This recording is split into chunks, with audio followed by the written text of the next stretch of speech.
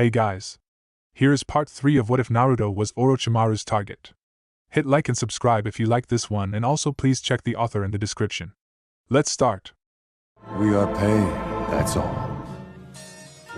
We are God.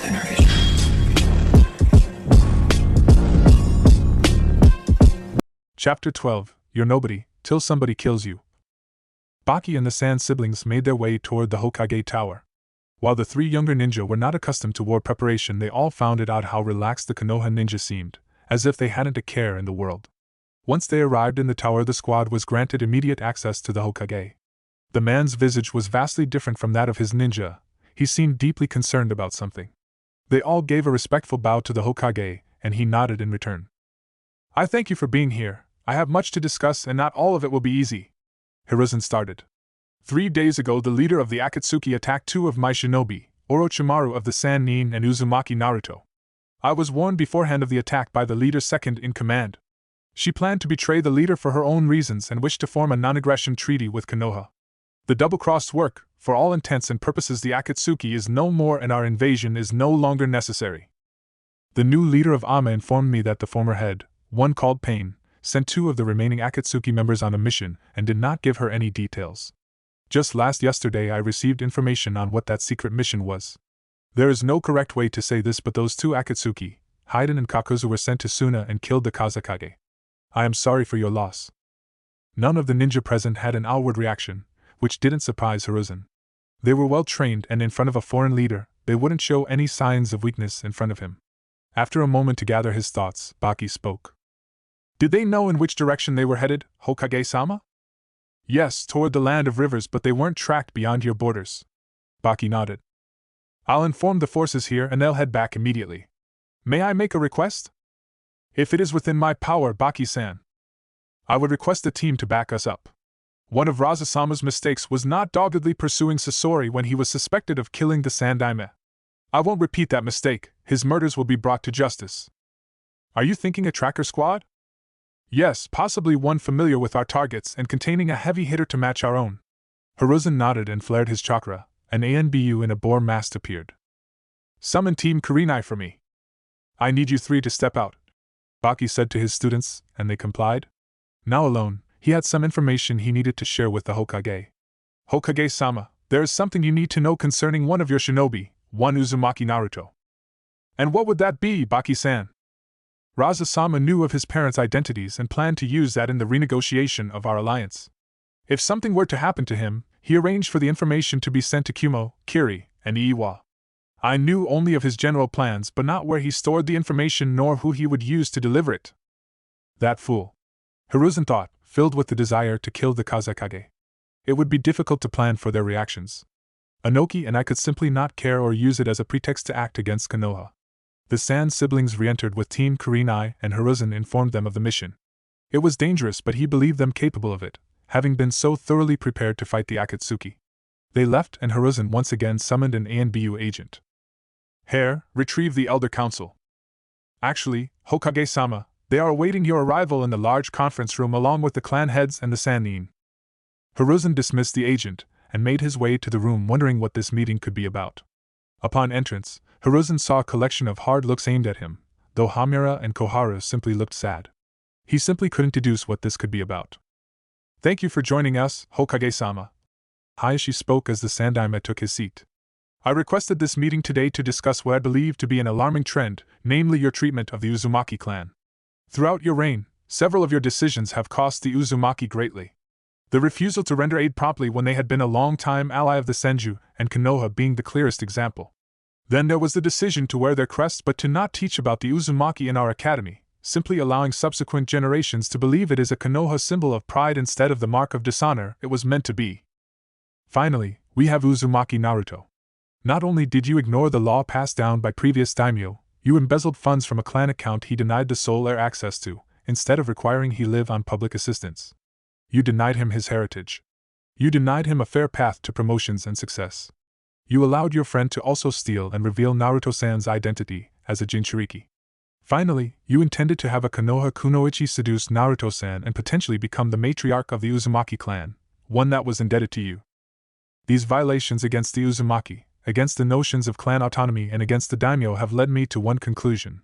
I, Hyuga Hayashi, as clan head of the Hyuga clan, have lost faith and confidence in your leadership of the village and request you stand down immediately. I understand this declaration has no legal authority and is purely symbolic, but I press unknowingly. Hiruzen felt like he'd been slapped in the face. He could see Orochimaru smirking at the corner of his eye and realized this was retaliation for the Akatsuki assault. He thought about to his sensei's words, how her past and future sins didn't absolve him of his. He couldn't be absolved by condemning her. Hiruzen couldn't deny the wisdom but couldn't accept it entirely either. Tobirama-sensei didn't know her, how black her soul truly was. No compassion, no empathy, and a willingness to do anything to achieve her goals. He felt if he were the only sane man on an island with lunatics. Do the rest of you feel this way? The clan leaders nodded. They looked disappointed but somehow sorry to be doing this. Hiruzen knew what he had to do. No attempts to justify his actions would change what those actions were, nor the reality that he'd played into her hands once again. Trying to focus on everything meant some things had to slip. He couldn't discover her plans while still being the village leader. He had to accept the momentary defeat. Then, as my final act as Hokage, I name Senju Tsunade my successor and the Godaime Hokage. I will not deny the actions listed by Hayashi, but it was never motivated by a bias toward the Uzumaki, especially not Naruto. However, intention doesn't always matter, and I have wronged that young man time and time again. It has been my sincerest honor to serve as your Hokage. I tender my resignation, effective immediately. Hiruzen vacated the room, 2 of his students and the elder council following close behind. The clan leaders also departed, leaving only Hayashi and Orochimaru left. This makes us even, Hayashi stated, disgusted with having drugged the Sandaime through the mud. Kukuku, fix your face, Hayashi-kun. Nothing you claimed was a lie. So, you added an alternative interpretation. Isn't that a small price to pay for your nephew's career? Hayashi didn't respond, choosing to walk away. There was no pride in what he'd done, but it was the least painful way to get out of debt with the snake Sannin. It was safer for his clan to be free of her. It offered him little comfort, no matter how many times he repeated the justification. In the Hokage's office, Hiruzen sat at his desk for the last time. He didn't have time to muse on the bittersweet experience, or get lost in a fog of memories. Tsunade needed to know exactly what she was inheriting so she could be prepared and lead her people. Tsunade, there has been a development, one I had planned on telling you before that farce took place. The Kazekage had information ready to send to Kiri, Kumo, and Iiwa should he die unexpectedly. It contains Naruto's heritage and who knows what else. His former second Baki informed me before he left with Team Kurenai. As 3 of those in attendance were focused on Hiruzen, and Hiruzen on Tsunade, none saw Jiraiya tense for the briefest of moments. He had not known the Kazekage was dead, his sensei leaving him out of that little reveal. Who killed Raza-sensei? Jiraiya asked. Kakuza and Haiden. It was Nagato's final act. We need to start preparing, Hamura cautioned. Preparing how and for what? We can't possibly believe Iwa will mobilize because Minato has a living son, Kohara observed. We have to assume both, if for nothing else than a pretense, especially Kumo. They were the most reluctant to demobilize and in all likelihood they haven't, Hiruzen said. Then why haven't they attacked? Tsunade questioned. After the Kyuubi attack, it would have been ideal. I may be old but I still have enough kick to put I in his place should the need arise, Hiruzen answered. It's fortunate we've been training for an invasion. We'll just have to keep our ninja working hard, Tsunade observed. Harder, especially any young high-value targets. Guys, Asuma's, Kakashi's teams will attract special attention. And of course, Team Kurenai, stated Koharu. How long do we have to prepare? Tsunade asked. Can't know. We should consider ourselves in a cold war with Kumo and Iiwa. It would be wise to warn our forces of increased skirmishes. I will want time to truly ramp up, but a single incident can spark open hostilities. Oanoki might be moved to initiate an all-out war, but it'd still take time unless the hatred for Minato simply overwhelms his shinobi, Hiruzen answered. I'm still taking the kid on a training trip. Kumo won't want to waste the amount of ninja they need to send to kill us both, and I'll stay far away from Land of Earth. Then you're going to need to be serious, Jiraiya? Jiraiya bristled at the jab. We've been over this, sensei. You led me to believe I shouldn't train him harder during the Chunin exams. You sent me out in the field as we were preparing for Ame, and you gave him to Orochimaru as a student. I'll make sure he can face whatever anyone can throw at him, and I would have if I'd been allowed to carry out my responsibilities. This isn't the time, Dash. This is the perfect time. Why were Orochimaru and Naruto facing Nagato alone? It doesn't take a genius to figure it out. You were hoping she'd be killed and banking on them needing Naruto alive. But he could have been maimed or injured in some other way that ended his career. Or Nagato could have killed him. All because of your obsession, and look what it got you. How did Hayashi even know about a mission you never officially assigned? Jiraiya, you aren't wrong, but this isn't the time. We have an advantage, Ai is predictable, and we won't be taken by surprise. Your issues with Hiruzen must wait, stated Koharu. Jiraiya simply huffed in response. Speaking of Orochimaru, we need a Danzo, Tsunade observed. You want to give her leeway to perform off-the-book operations? We already have Oto-sensei. Seems like a good use, and given they hadn't caught your attention until Orochi wanted them to, I think they are up for this. Besides, I wasn't asking permission, and while I agree with Koharu, we'll also be having words about that stunt you pulled. The smoke from the summoning jutsu cleared to show a full-grown panther in its wake. She looked on guard, ready to strike should the situation call for it. Quickly surveying the area, she sees there is no immediate danger as her summoner appears relaxed. Naruto, she greeted. Okoye-chan, he greeted back. I assume you didn't summon me for a social visit, so what can I do for you today? Do you remember that information I gave to you and the others about the Akatsuki? The panther nodded. Well, 2 of them killed the Kazekage, Kakuzu and Haiden. They were last seen headed to the land of rivers. Then you need a hunting party? Yes, but only to find them, do not engage. The panther didn't seem enthused about that. Naruto, surely you don't think 2 shinobi would be too powerful for the elite of our kind? No, I do not. This isn't my mission. My team is aiding Suna. That placated the warrior summons as her scowl melted away. I will have the entire Dora Milaje search for them and report back, but you better have some proper work for us soon, Naruto. The girls are getting bored. Oh, and I'm bringing Majila. Before Naruto could offer a word of protest, Okoye was gone. I see you run a tight ship with your summons, Tamari said sarcastically. More importantly, at least we have trackers in the field. We should head toward the land of rivers anyway, they may still be there, spoke Baki. He'd sent the rest of the Suna shinobi back home, many crestfallen that another of their Kage had been killed. Not many liked Raza, but he was their leader. They were confident he'd be avenged, as Gaara was considered the most powerful ninja they had, excluding Raza, and Baki was a very elite shinobi as well. Both teams departed soon after that, only stopping now to exchange information and begin forming a strategy. Baki was impressed with how much information Team Kurenai had on the 2 missing ninja and some of the preliminary strategies that Nara had produced, taking into account all of their skills, having just learned about Baki's in the information exchange. The Suna Jounin felt confident they could succeed in their plans, but he wouldn't get cocky. He wouldn't consider it successful unless all of his students were able to return home. It was hard not to feel smug as she darted through the forest of death, confident she was the most lethal being in the infamous training ground. The snake Sannin, after having Hiruzen shamed and humiliated, was on to her next target. There was no guarantee that things would go as she desired, but she had little to lose in the attempt. Up ahead she heard sounds of swift movement and kunai penetrating trees. Orochimaru shunshined the rest of the distance and stood atop a nearby tree. Enko was instantly alerted to the arrival of a new presence, one she'd been seeing more and more of after the removal of her cursed seal. Enko didn't know what to make of Orochimaru's behavior. The woman had been supplying her with new jutsu, even allowing greater access to the snake summoning clan. All of this was made the more confusing by Enko's own emotions stemming from her returned memories. She didn't viscerally hate her sensei like she once did, though some hate was still there, it had settled into a reluctant ambivalence. Enko simply looked at Orochimaru, knowing the woman would explain herself without prompting. I want you to finish your training under me, Orochimaru stated flatly. Wow, no foreplay, just shove it right in, Enko retorted, mostly to hide her shock. And here I was led to believe you like it rough. You might want new sources or assign the ones you have better targets. I can't imagine my sex life holds much interest to you. TSK, Enko-chan.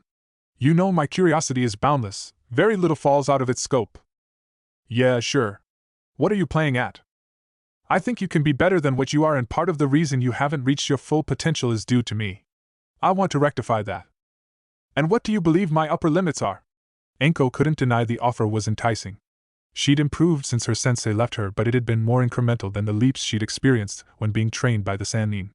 Being able to grow even more wasn't an offer she could simply ignore, not in her line of work.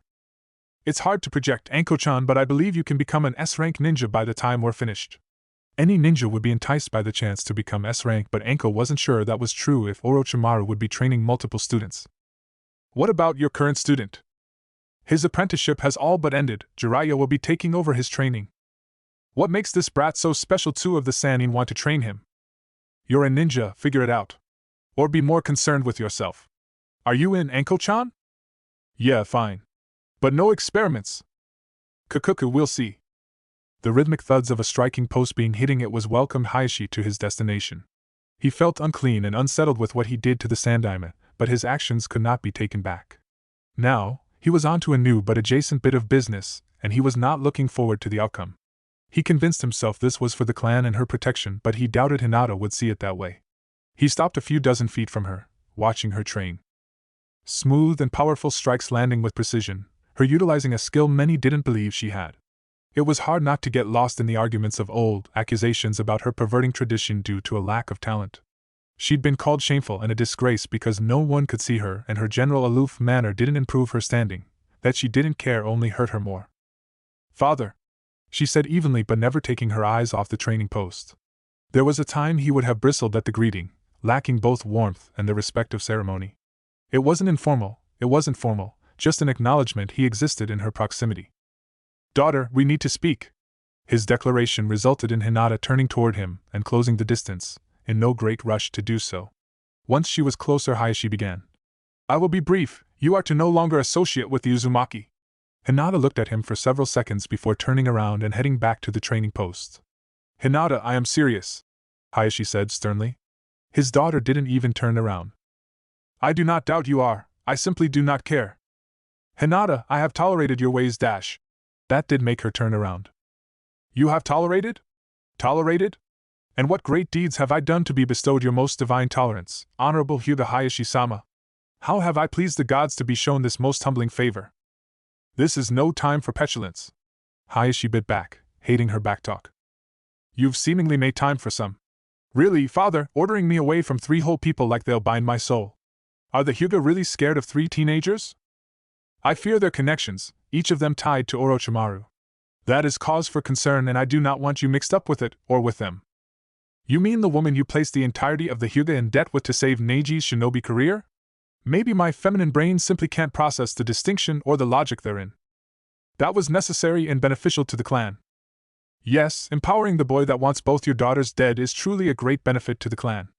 If only I were born with the penis needed to lead and the bravery to never question tradition. Hayashi had to immediate counter to that. He knew of Neiji's hatred for the main branch, of his genius being limited or under-rewarded. He also remembered how Hinata's interests and skill set were written off as the fancy of a girl, just something whimsical a princess would indulge in. He rarely defended her, his own frustration being voiced by others. It was shameful and cowardly. It had also broken something between them. That she was normally compared, negatively, to Neji only cemented in her mind this wasn't entirely about her abilities but the reality that for the first time a kunoichi would be the head of the Hyuga, and many didn't like that. I have made mistakes, but what I seek to do, I do for the clan. Hayashi felt a wave of killing intent wash over him. It wasn't anything he couldn't shake off, but it was enough to be noticed. He saw Hinata, shaking with her Byakugan activated. Clan, I hate that word. Always for the clan. Exist for the clan, kill for the clan, change for the clan, train for the clan. Be a slave for the clan. Show no emotion for the clan. I detest that word. You speak of the clan but have no idea what you mean by it. You ask all to sacrifice for the clan, but are they not the clan? Those you made servants, were they not the clan? But maybe you are right to lose sight of the people. I haven't, and most of them disgust me. So arrogant, so proud, yet have accomplished nothing. They live off the glory of others and feel entitled to do so because they are part of the clan. It offends me, you all do, more than you'll ever know. Hinata stopped her rant, feeling herself slip. It wouldn't benefit herself to lose control. As fast as the mask of indifference slipped, it was back on and her scowl gone. Who I associate with is not your concern, father, was all she said before performing a shenshin. Hinata stopped just shy of her destination and ran the rest of the way. She doubted her goal had much chance to succeed, but she had to try. She knocked on the door, not at all surprised when the snake Sannin answered it herself. Orochimaru took a look at the young Hyuga and could tell something was not right, and while she knew Hinata would never come to her for comfort, that was no reason to turn her away. She ushered the girl into her home, having her take a seat in the living room. What can I do for you, Hinata-chan? I want to alter our deal. Hinata spoke. Oh, and what change would you like to make? I want you to let him go. Him? Orochimaru asked but knew who the girl was referencing. Naruto-kun. I want you to let him go. No. I told you that silly little crush of yours would never go anywhere, could never go anywhere. Why do you think that's changed? Because you want it to? I don't want you to do it for me. But for him. He deserves something honest, something real. Not more lies and manipulation. I haven't lied to him. But you are manipulating him. He doesn't know you've had him watched by multiple people for years. He doesn't know that his so-called family is more loyal to you than they'll ever be to him. He doesn't know you'd never give him a choice, he has to be with you. He's smarter than you think. He knows I've tracked his progress, and knows I've had agents within the village. He doesn't know about you specifically, but you can tell him if you wish. As far as Tayuya and Karen, they may be more loyal to me, but in the future, that won't really be an issue. Our interests will be one and the same. As far as having no choice, do you believe I've had one of my snakes mesmerize him? Did I give him an enchanted apple? Kukuku. Hinata frowned. She certainly hadn't come here to be entertainment. But she should have realized this was futile. Maybe she did know, and that's why she was here. To remind herself of what she'd agreed to, what she'd done. However, you do have a point. I am not allowing him a choice. If my softer, more subtle methods don't work, I have other ways. Nothing he'd dislike, mind you, but I failed to see why this matters to you. He's good. He could be hateful and lash out at people. He could refuse to help others as so few helped him, but he's not like that. He's open and warm, willing to make a friend of anyone that puts forth the smallest effort. He's my friend and he deserves something good in his life. Something real. And that isn't me? Hinata only looked at Orochimaru, refusing to answer. It is only because you meant well that I won't take offense to this. But this is not your concern and there is no sense in fighting the inevitable. You, however, will still get what I promise you. On what condition? I would think it quite obvious, Hinata-chan. Don't cross me and don't get in my way. Having said her piece and seeing it come to the result she expected, Hinata saw herself out. It wasn't 5 minutes later that another knock on the door was heard. Orochimaru once again answered it, not surprised but also not happy to see it was Jiraiya, looking deeply concerned. Are you okay? Shikamaru asked. The picturesque night sky was alight with stars. If not for what the next day promised, he'd love nothing more than to gaze upon them. But that wasn't to be, and there was something more important to attend to now. I don't know how to answer that. We're going to attack to S rank, allegedly unkillable shinobi tomorrow in revenge for a man that treated his children like tools. Well, the lucky ones. Gaara, he just emotionally tortured until he snapped. Yet we still march off to face his killers. Am I supposed to be okay with that? Fair point, he said as he took a seat beside Temari. Sorry, I didn't mean to unload on you. This is just a lot and I'm not sure my father is worth putting my brothers at risk. Shikamaru said nothing. He truly didn't know how to respond. He might find them troublesome, but he's always had the support of his parents. He wasn't naive and knew awful things went on but simply couldn't connect to the experience in any real way. Instead of words, he simply reached for her hand, never taking his eyes off the sky. I can't honestly say I relate. Shikamaru started after a period of silence. And I don't want to spout cliches, it'd be too troublesome. I'm an only child and very few of my clansmen are around my age. So really, I just had my best friend Chuji when I was growing up until I got my genin teammates. You three seem close. We weren't always. Shino can be a little stiff, some say I'm lazy dash. You are dash. I prefer to call it dedicated efficiency. And Naruto, he was in 12 kinds of pain and didn't know where to put it all. It took us a couple of months to gel, for Shino to believe we wouldn't shun him and for Naruto to get a handle on his survivor's guilt and open up. What about you? I was to engage as well. Once we got on the same wavelength, we were a really good team. I even started to not mind the effort, willingly doing things I used to work very hard to get out of. You likely won't resolve how you feel about your father tonight, but if you need a reason to go through with this, to give it your all, then do it for your brothers and leave the rest for later. And here I thought you were the dumb one, Temari said with a laugh. That'd hurt if you didn't have to live with the knowledge the only time you've beaten me is because I let you win. Her laughter stopped, and a scowl found its way to her face. Temari left back to her tent muttering about rematches and revenge against Laziases. Shikamaru could only think about how troublesome it'd all be and also, paradoxically, how little he minded. The next day the two teams watched their targets as they traversed the wooded area. A clearing approached and Baki gave the signal this would be where they attacked. Shikamaru tossed a kunai with an explosive tag toward the former Akatsuki, the explosion separating them, but both were unscathed. I'd wondered when you were going to attack. You've been trailing us for 2 days, observed Kakuzu. What, they've been following us for that long, and you didn't say anything? What the fuck? It doesn't matter, I'm going to sacrifice them to Jashin-sama. Haiden, shut up. Besides, 2 of them are Jinchuriki and we can't be killed. Then I get the rest of them. No, the tall Suna ninja has a bounty. Isn't that right, Baki? The elite Jounin said nothing in response. This is bullshit. Just take the Konoha ninja and remember they are the ones that killed Sasori and Deidara, so try not die a stupid death. Fuck you, blasphemer. Haiden yelled as he recklessly charged toward the Konoha team, the squad deciding to take off into the trees. It was an obvious tactic to separate the 2 ninja. Haiden simply didn't care when he had a trio of new sacrifices and a Jinchuriki to torture. Kakuzu didn't care he was alone, not fearing the ninja that stood before him. He decided it would be best to neutralize the most dangerous opponent first before picking off the other 3. In a burst of speed, too fast for Temari and Kankuro to track, and apparently too fast for Baki to react to, Kakuzu was in front of Gaara. He aimed a punch directly toward the sand user's heart, hitting him squarely, his speed allowing him to bypass Gaara's automatic defense. Kakuzu was surprised when the Jinchuriki dissolved, and even more so when he had a seal on his body. The other Suna ninja had created a lot of space. That and the faint glow of the seal was his warning of what was to come. A high-powered explosion went off, creating a dust cloud around the missing ninja. None were content with assuming the blast had been enough. Now dropping the false surrounding jutsu on Gaara and himself, Naruto blurred through hand signs while Temari completely opened her fan, giving it a powerful swing. Wind style, great sickle weasel jutsu met fire style, sea of flames creating a fantastic firestorm, setting much of the targeted area on fire. Kakuzu appeared atop an undamaged tree. He wouldn't announce it, but that trick took out 2 of his hearts, as they hadn't managed to get out of his body. The combination jutsu hadn't done any damage as he got his earth-style armor up before it hit.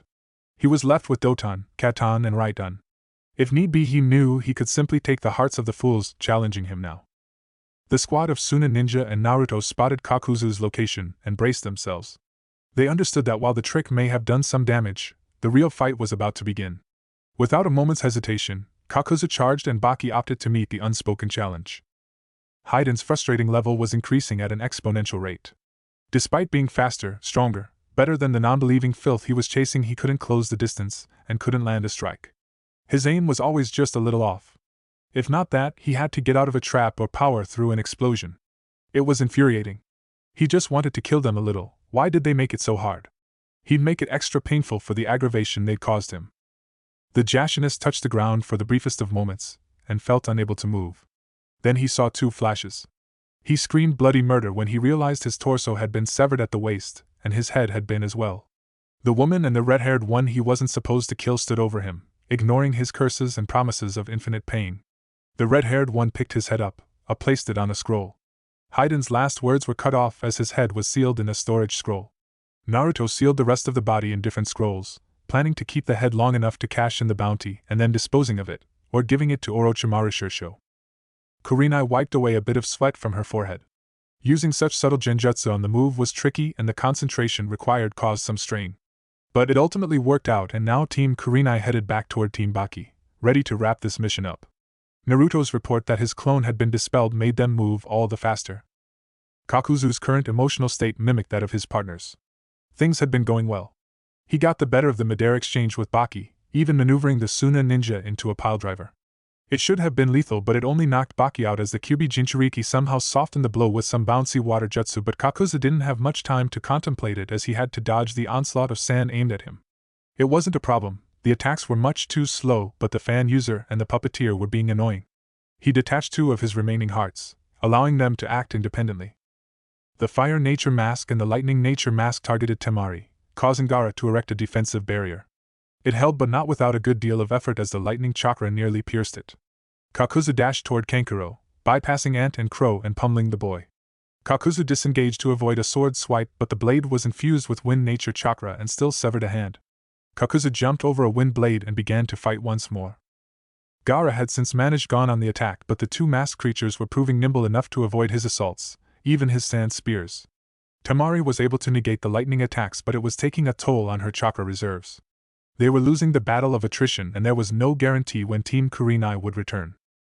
Arg! Baki cried out as he was pierced in his extremities by Kakuzu's threads. The missing ninja was about to take his heart, but Naruto cut Baki free, moving at his maximum, non-Kyuubi chakra-enabled, speed. He then shunshined away. Kakuzu called his masks back, planning to wrap this up. The fire mask was diverted by Naruto's water style, water lance right into Gaara's sand coffin, finishing it off with a sand funeral. The lightning mask made it back to Kakuzu just as he sent his remaining attached hand underground. It came up behind Temari, grabbing her by the ankle and breaking it, causing her to let out a scream. He thought he'd fended off Naruto's approach, but the Uzumaki's utilization of his supersonic chakra-imbued sword made quick work of it, allowing him to reach and stab Kakuzu in the back. Naruto placed a hand on Kakuzu's back as he attempted to pull the blade out, but the now angered immortal retrieved the Jinchuriki with his threads and stabbed Naruto in a non-vital area, causing him to disperse. This only increased Kakuzu's anger, as he'd wasted time holding back against the clone. He was ready to beat the remaining Jinchuriki into submission, but he suddenly felt the weight of the world on his shoulders. The gravity seal the shadow clone placed on Kakuzu had finished calibrating and activated, immobilizing the former Taki ninja. He was nearing collapse due to the great weight, but couldn't pay much attention to that as the layers of sand surrounding him were of greater concern. To make matters worse, every ounce of his chakra was being used to buttress his muscles so he wouldn't be crushed, and he couldn't mold it externally. He couldn't believe his end was going to come at the hands of children. He, a ninja that had dueled Hashirama Senju and survived. He didn't have long to contemplate the injustice of it all as Gaara performed his sand waterfall funeral, crushing the remaining hearts of Kakuzu, ending the life of the longtime ninja. Team Kurenai arrived shortly after and helped patch up Team Baki.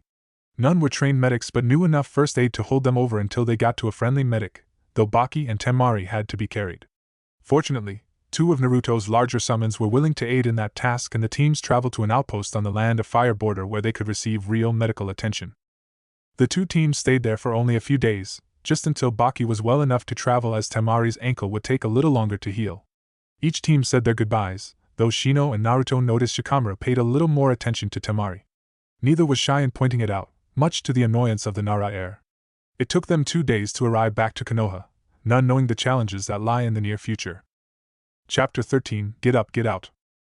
Darui read through the files Isama handed him, some confirmed details and a lot of conjecture about a specific Chunin, one Uzumaki Naruto. If even half of what the elite Jounin read were true, the boy would be a monster when he fully matured. Darui had no issues admitting as much, even if a mere boy mastering all 5 nature releases seemed highly doubtful without the aid of a Kekkai Genkai. But once again, if even half of this were true, now the boy was every bit the prodigy his father had been, assuming Minato Namikaze was his father. A potential S-class shinobi or the identity of a Jinchuriki were always things to be on the lookout for. Darui wouldn't deny this was valuable information if true. However, Isama was going to completely overreact given the information. Where Darui saw a child with a good deal of potential, Isama saw the justification to follow his greatest ambition. An ambition with real costs, and what would be the justification? Konoha prepping a superweapon with a grudge against Kumo? Even if the kid did hate Kumo, not that Darui would blame him, that wasn't Konoha's way. Isama managed to convince much of the forces it was Konoha that attempted a double-cross during the Hyuga incident, but there were enough senior ninja to know that was a lie. Those that did felt a great deal of shame. Yes, a ninja does what they can to better their village and complete their mission, but kidnapping a little girl under the banner of peace went beyond dishonorable. If you have no standards, you're little better than animals, and Darui believed there had to be some lines you wouldn't cross just for power. Say what you want to say, Darui, I demanded, and his number 2 frowned in response. There is still time to call this off, Isama. Why would I want to? I asked, but didn't wait for a reply. Before the hidden villages, my clan went where they pleased, conquered people, and took lands. We were never meant to be holed up on some mountain. Hashirama and Madara changed the game, both too powerful to be opposed. We had to unite with others just to keep up. Tobirama, not as powerful but more intelligent and ruthless. Truly, we were never as strong as we were then. How much of the Kinkaku force did we lose to him? And who was his replacement? Sarutobi Hiruzen, the god of shinobi. Only to follow up with Minato Dash, whom you respected. I did respect him and acknowledged his abilities. Just like my father, and the others did for the other Hokage. We've had to stifle ourselves because of it, because of them. But now, there is a short window. They are lulled by peace and won't protect their next generation as they should. We can cripple them and finally be the rolling storm we were always meant to be, I said, reveling in a sense of destiny, his chance to finally surpass his father by making Kumo greater than it ever had been. And lose a lot of good people to the cause. We have more than enough now and are under no threat from anyone, Darui pointed out. It's not good enough. Konoha has gotten to define the modern shinobi age for too long, it's time that stopped. Kumo will be the uncontested best, and we will prove it. Darui said nothing in response, reasoning there was no point. The Jounin thought, had a false sense of destiny. He wanted to, again, go to war with Konoha for no reason and very little reward. The total destruction of a major hidden village hadn't happened yet for a reason, and Konoha hadn't lost a war yet for a reason. Darui would fulfill his duties and tried to guide those under his command to the best of his abilities, but he wished I would reconsider. The Sandaime had mellowed as he aged, seeing the value of a strong and secure Kumo. The man didn't dream of conquest, of triumph, but the periods of peace they enjoyed. I ignored that, focusing on who his father was as a much younger man. It wasn't for Kumo. I was treating Kumo as if it existed for him, not as if he existed for Kumo, but the power of self-delusion had convinced him otherwise. Darui would perform his duties and protect his comrades as Kumo was more than its Kage and his childish whims. Anoki read over the file once more. Truly, he didn't care. It was a single boy from the most peaceful major village. He'd be more than happy to ignore his existence, and if his shinobi should find out about the boy, he'd order them to do the same. Iwa may hate the yellow flash, but they had no time for a pointless grudge. It was war. The blonde bastard only did what he should have. The problem, Anoki thought, was Kumo. He knew unruly I. The only leader that didn't demilitarize after the last war, one of the reasons Anoki used the Akatsuki. It wasn't easy to ignore the organization was housing a traitor to him and his village, but they were useful for the most difficult jobs his forces weren't prepared for yet. I would likely see this as an opportunity. The man was predictable, and that it hadn't gotten him killed was a testament to his power and Kumo's might. Iwa and Kumo could only ally because Konoha separated them. If not for that, Anoki knows I would see him as a threat and target. The question became, could he use this to benefit Iwa? He didn't need personal glory. He'd earned enough throughout his life, but he couldn't avoid considering beneficial options. It was rarely easy, but war did offer opportunities if you were keen enough to see them. More importantly, the threat of war offered untold opportunities. Maybe it was time to form some new alliances. Anoki couldn't make the first move, of course. Konoha and Suna would have to come to him. His ninja wouldn't like it, their pride still damaged after the last war.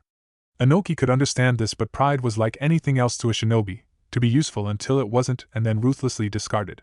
A soft alliance with Suna and Konoha could be profitable. It would stop by in his tracks. It would also give Anoki time to train Kuratsuchi and plan his exit. His old bones had gotten used to peace. But it was a luxury, and if war presented the better option for Iwa, then he would take it. That was his duty, his burden. His most loyal ANBU kneeled beside his desk. He must have been confused, but he hid it excellently. Itachi truly was one of the best shinobi Konoha had ever produced. It was a source of both pride and shame for Hiruzen. Itachi could have been the first Uchiha Hokage if not for so many things, so many decisions. If only he'd been more resolute when dealing with Danzo. If only he hadn't allowed the Uchiha to isolate themselves. If only. Nothing could change what happened. It was as trite an observation as it was true, but since his resignation, Hiruzen had so much more time to come to terms with the totality of his second reign as Hokage. Failure would be his assessment. The Uchiha, Hisashi Hyuga, Orochimaru, and Naruto. He'd strained his relationship with Kakashi, another potential Hokage that Hiruzen failed to nurture. He'd fractured his relationship with Jiraiya. If not for, unintentionally, instilling the need for his approval, Hiruzen knows Jiraiya would have cut off all contact or flaunted his orders. So many wrong choices, or, worst yet, situations he convinced himself he had no choice at all. Tobirama had been merciless in his brief talk, and Hiruzen could see the disappointment in the man's eyes. Hiruzen shook himself from his internal musings so he could receive Itachi's final report. Speak, Itachi-kun. Sandaime-sama, as ordered, I tracked down where that large contingent of Odo shinobi traveled to. Itachi started. Hiruzen made sure to have people in Odo that could report their movements, and when he received word that dozens were being ordered to the same location, he knew his student was up to something. On arrival, I found dozens of Oto ninja dead from various wounds. From the looks of the battle, it appeared they faced only one person. I noticed what appeared to be the remnants of noxious gases being emitted by the corpses. I continued my investigation of the mountain's graveyard and came to several conclusions upon finishing my search. And what are they? I believe the location to be a base for the one that called himself Madara, the man that recruited me and killed most of the Uchiha. I believe Orochimaru somehow discovered his base and ordered an assault. I further believe she knew enough of his abilities to know those ninja were marching toward their deaths, and she had them ingest a toxin of some kind that would be released should they suffer a flesh wound. As the alleged Madara was not there, I do not know if his body was disposed of or if she has it somewhere. So, she may have a fully functional Sharingan? It is possible, yes. This isn't good, Hiruzen whispered. He wasn't one to panic, but this was a worst-case scenario if there ever was one. With due respect, Sandaime-sama, I disagree. Madara was both ruthless and powerful. He never left me with an opportunity to kill him, or I would have. If Orochimaru has managed to subdue or eliminate him, then that is for the better. Maybe so, Itachi-kun, but we do not know her motivation. Her with a Sharingan. I fear what she could do with such an ability. What she will do. If she grew adept enough, she may be able to control Naruto-kun. Implantation of a Sharingan is not without detriments, as Kakashi-senpai has shown. Besides, I believe her motivations are quite obvious. As stated previously, she appears to be grooming Naruto-kun to be her lover. It was why she has shown such an intense interest in his development, but given her psychological profile, she would not tolerate being second to him. The problem with that is while Naruto is talented, he hasn't demonstrated anything that should make him rival her. Maybe in several years with just the quantity, but a large number of original ninjutsu wouldn't justify it as she has a large number of her own. Hiruzen argued back. Itachi debated whether he should violate this law or not. He believed the Sandaime needed a clear picture so he wouldn't continue obsessing when it wasn't warranted. He had a great deal of respect for the man but could see that his need to see Orochimaru as the ultimate villain was leading him to ruin. Sandaime-sama, do you know that Naruto-kun can use lava release? The question shocked Hiruzen. On top of everything else, Naruto-kun had a Kekkai Genkai. No, I didn't know he had a bloodline. He doesn't, Itachi responded. Neither does he have the Hayatan Kekkai Genkai, but I have seen him perform jutsu of each with no lava streams nor snow around to manipulate. Those breakthroughs I was unwilling to report was that, Sandaime-sama. Naruto-kun has found a way to use sub-elements without having a natural affinity for them. If I had not seen it with my own eyes or heard Orochimaru confirm Naruto's nature affinity didn't match with Yotan, I wouldn't have believed it. This is why Orochimaru could see him as a rival. He's broken through a barrier we've all taken as law. Everything inside the former Hokage wanted to reject Itachi's words. He tried to perform sub-elements himself, having peeked at his combination method. It was no small feat and very few shinobi could mimic it. That a mere boy could do what he'd failed to was almost unbelievable. Except he knew Itachi to be impeccable and would not reveal this if he were not sure. It would make Itachi's argument make sense, but Hiruzen was now more curious about how Naruto managed to hide it for so long. Surely someone knew and would have spread word. How did such an achievement go unreported? Was Naruto truly so isolated that no one could even spare a moment to see the remarkable?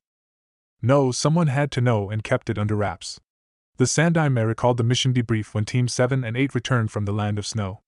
Kakashi and Kurenai had hidden it well, but they were trying not to reveal something, and that Kakashi didn't allow his students to be there, as if he was concerned one of them would overshare. Kakashi used to be one of his most trusted agents. Had he alienated the man to this point? He cut off that train of thought. This was no time to indulge in guilt. He needed to think, as this added a new wrinkle. Even if Itachi was right, and Orochimaru's goals didn't extend beyond her interest in Naruto-kun, it would still drive her to become more powerful if she managed to match his progress. At least now he could give Kabuto some direction in terms of what to look for, what to report on. Thank you, Itachi-kun, for everything. As Tsunade is the Hokage now, this will be your last assignment for me, and as always, you maintained your enviable level of excellence. Please continue to do the Leaf proud, my boy. Thank you, Sandaime-sama, Itachi said before disappearing in a shunshin. Naruto hurriedly entered the academy building, Majila hot on his heels. Finalizing his project took a bit longer than he thought, as he'd wanted to catch the core before class. He hoped Iruka wouldn't mind too much, but he couldn't just wait until their classes ended. He'd be gone by then. Naruto traveled through the halls, none of the surroundings making him the least bit nostalgic for his academy days. Once he arrived at the desired classroom, he knocked 3 times and waited for a reply. Come in, Iruka called out, and was surprised to see Naruto standing there in his Chunin uniform. Can I help you, Naruto? Hi, can I speak to Konohamaru, Udan, and Moegi briefly? Class is in session, it'll have to wait.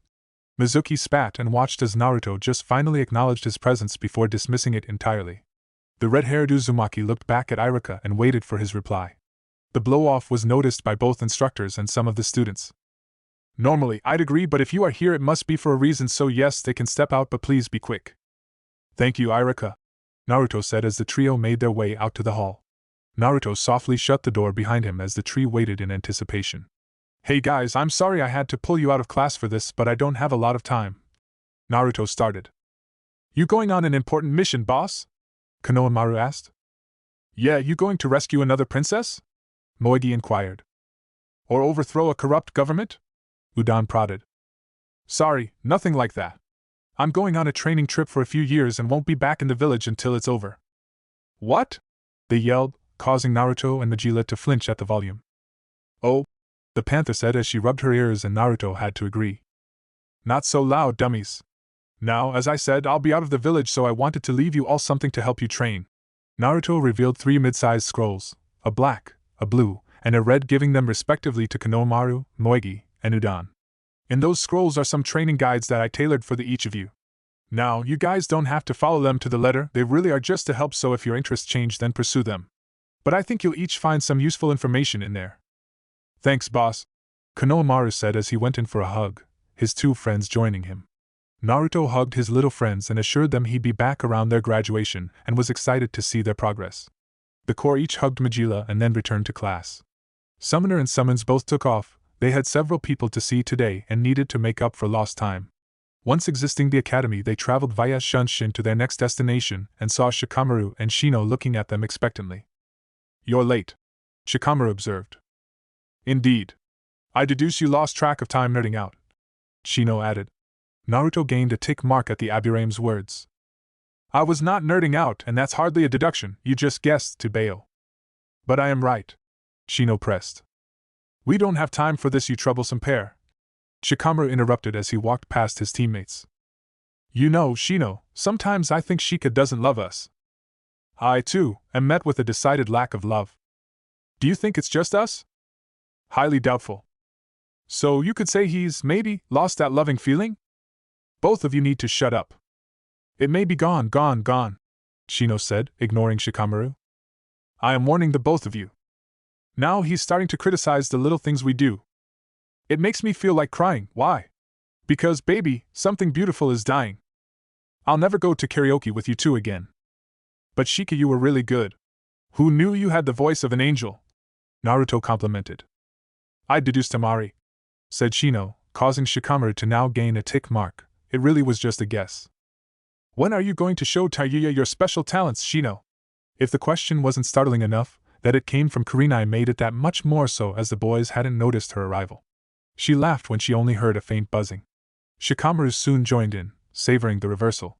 Naruto was quiet, wondering if and when it would be his turn. Kurenai noticed Naruto's anticipatory body language and simply stroked his cheek while smiling at him. He blushed and turned away, likely bemoaning how unmanly such a thing was. The team sat down at their shared training grounds, the place they officially became a team. It was weird being nostalgic over something that happened a year ago, but Kurenai couldn't help it.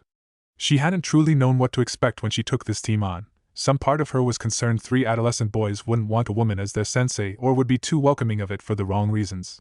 That hadn't been the case, and she was thankful for that. We don't have a lot of time, but I just wanted to say, I can't imagine having a better group of students. Each of you have made me quite proud in our short time together.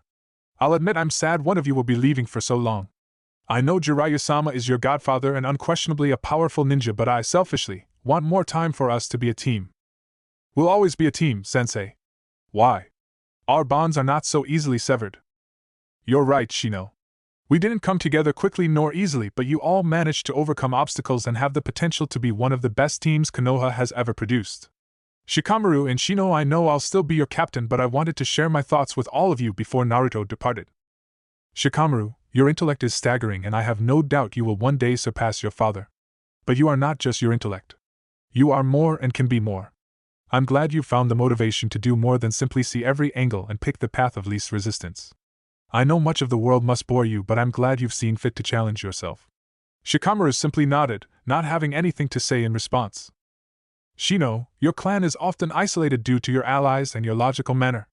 I'm elated you managed to open up with us and had faith we would not reject you. Seeing more and more of your personality come to the fore has been a treat, and I look forward to what other facets you reveal in the coming years. I hope others get to see it as well, because you are quite an interesting young man. Shino had no outward reaction, but Kurenai heard a faint buzzing and knew what it meant. Now my problem child dash. Hey! Distant, angry, resentful, guilt-ridden. You didn't want to be on a genin team, you thought it was an insult, and you weren't wrong. I'm sorry I didn't see through the Sandaima's games, that he used us to further his cover-up. However, I am ultimately happy you were on this team. I fear if you hadn't been assigned to us, you would have grown to believe there was no one in Konoha you could trust. You would have fled and unjustifiably validated much of the bias against you. But you see it now, right? Even if you don't fully trust it yet. You're winning more and more of the village over. They are seeing Naruto Uzumaki for who you are and not what you hold. You fought and fought and fought, and now you're free of the Kyuubi's shadow. I have no doubt you'll grow under Jiraiya-sama's tutelage, just don't have so much fun you refuse to return home, okay? Naruto simply nodded at his sensei's remarks. Thankful Majila broke up the silence with pleads that Kurenai say something about her, as the unofficial fifth member of Team 8. Her pleading was so cute that even Shikamaru laughed, which was even rarer than Shino doing so. Kurenai swooped the cub up and rubbed her head, saying some very heartfelt words about how the team could not function without Majila's contributions. The panther looked absolutely smug as she soaked up the attention. All in all, it was a good final meeting for Team 8. Kiba hit the ground hard, a dull thud echoing throughout the training ground. Akamaru gave a disapproving bark, not liking how his partner was being treated. Sasuke dismissed it, simply waiting for Kiba to return to his feet. It was taking longer than it should. He'd hit the Inuzuka hard, but it wasn't that hard. "Would you relax, you bastard?" Kiba exclaimed from the ground, decidedly not getting up. Sasuke briefly wondered if he should kick him until he did. "Ever since that mission with Team 8, you've been a real piece of work." Kiba continued to bark out. "So? Weren't you embarrassed? Weren't you shamed? A team the same age as us fought to S-Class Ninja and won with no permanent injuries. What the hell have we been doing, because it certainly isn't what they'd been doing." Sasuke had a lot of pride, and it was hurt when Kakashi ordered them to stand down, but more than hurt pride, he was inspired. There was obviously a level he and his team could reach if they worked harder, smarter, better. "That Naruto kid is a freak, it isn't a fair comparison. He was a genin like us," Sasuke observed. "Yeah, and my clan thinks it's because the Sandaime had it out for him for some reason. He was a genin in name only, even Kakashi-sensei would agree." All three members of Team 7 looked to their sensei reading away in a tree, not remotely concerned about what they were doing. "But Naruto didn't fight them on his own, Kurenai-sensei trusted her whole team," Sakura observed. "Shikamaru is a freaky genius, though. And Shino isn't far off from him. Add them onto the kid that can summon lava from the ground dash." Kiba-kun. "The trees have ears, so you shouldn't speak about things so breezily, any?" Kakashi said in a light tone, but Kiba heard the threat. They'd all been ordered not to mention Naruto's lava release to anyone, as a trump card becomes less impactful if everyone knows about it. "Besides, one jutsu doesn't make you ready to fight an S-Class ninja," Sasuke said. "You need to train us better, Kakashi. As you are now, each of you could pass another Chunin exam with minimal problems. That's not good enough. Don't be so quick to put yourself in someone else's shadow, Sasuke-kun." The Uchiha bristled at that. "I'm not, I just see what's possible." "No, you don't. When you both enter the academy, by most metrics you have more talent for the shinobi arts than Naruto ever will," Kakashi relayed. "But Naruto," Kakashi interrupted Sasuke's retort, "had to follow his own path because he had to. If he'd been forced to follow convention, it would have stunted his potential in its infancy. The hawk sees no more potential in the shark as the shark does the hawk. Your path is different, and if you remain diligent you will grow, Sasuke. Don't limit yourself making comparisons you don't understand." Kakashi dismissed his team for the day, letting his problem child think about his words. Sasuke took the scenic route back to his house, attempting to make sense of his exchange. He understood that people had differing talents, but Kakashi's words regarding Naruto simply made no sense. He would have struggled in the academy but was good enough to graduate early? It was a paradox. "Your sensei is right," a disembodied voice said amongst the trees. "Who's there?" Sasuke asked, quickly drawing a kunai and getting into a defensive stance, Sharingan activated. "Someone very old enough to have seen the start of your clan. Old enough to have served it for generations. I only emerge when needed, and as the last of your clan, I am needed." Sasuke couldn't believe what he'd heard. There's no way someone could be that old. It was, frankly, impossible, but insulting a potential enemy you couldn't trace was foolish, so he decided to play along. "If what you say is true, I have been the last of my clan for some time." "Wrong. Excluding the traitor Itachi, there was another, but he perished." "Who?" "Madara-sama. He managed to survive his fight against Hashirama but lived in seclusion. He thought day and night about how he would save his clan, his people, but ran out of time as his age finally caught up with him." "What do you mean, save us?" The Senju found strength in bonds and they passed that ideology down throughout Konoha. The Uchiha found strength in solitary trials, the individual pushing him or herself to the limit. Madara feared the Senju way was weakening the Uchiha, and Itachi proved him right. You are the most talented of your generation and yet are outclassed by a Hyuga and an Uzumaki, which is essentially a Senju as they were cousin clans. So, how do I become stronger? How do I reach my potential? Continue to gain all you can from your allies. I will be in contact and eventually all will be revealed. Stay strong, Sasuke-sama. What's your name? You, my lord, may call me Zetsu. He arrived alone to her manor, letting Majila go back to the Uzumaki estate until it was time to leave. He could have simply sent her back to her land but knew she'd enjoy Karen and Taiya spoiling one last time before the trip. It didn't surprise Naruto that Kabuto opened the door, the boy's false cheeriness on full display. He didn't know why he thought it fake but he did and didn't trust Orochimaru's longtime subordinate. He never voiced his reservations as they weren't based on anything but he always watched himself around the medic and never allowed the bespectacled shinobi to remain behind him. Kabuto wasted no time leading him to his former Shursho and departed swiftly afterward, wishing Naruto safe travels. Naruto didn't believe he meant a word of it but there was nothing to do for now. Well, what a welcome surprise, she said from behind her desk, working diligently, a smile adorning her face. And what brings my former student here? Naruto just looked at her, wondering what her angle was this time. She enjoyed her games and seemed to really enjoy making him the target of them. Normally, it was mildly embarrassing. Pubescent hormones and all that, but give his reason for being here, it'd only make it worse if he didn't stop her now. I had some things I needed to say before I left to Bayo. Naruto reached into his holster and pulled out a green-lined scroll. I spent much of my time alone.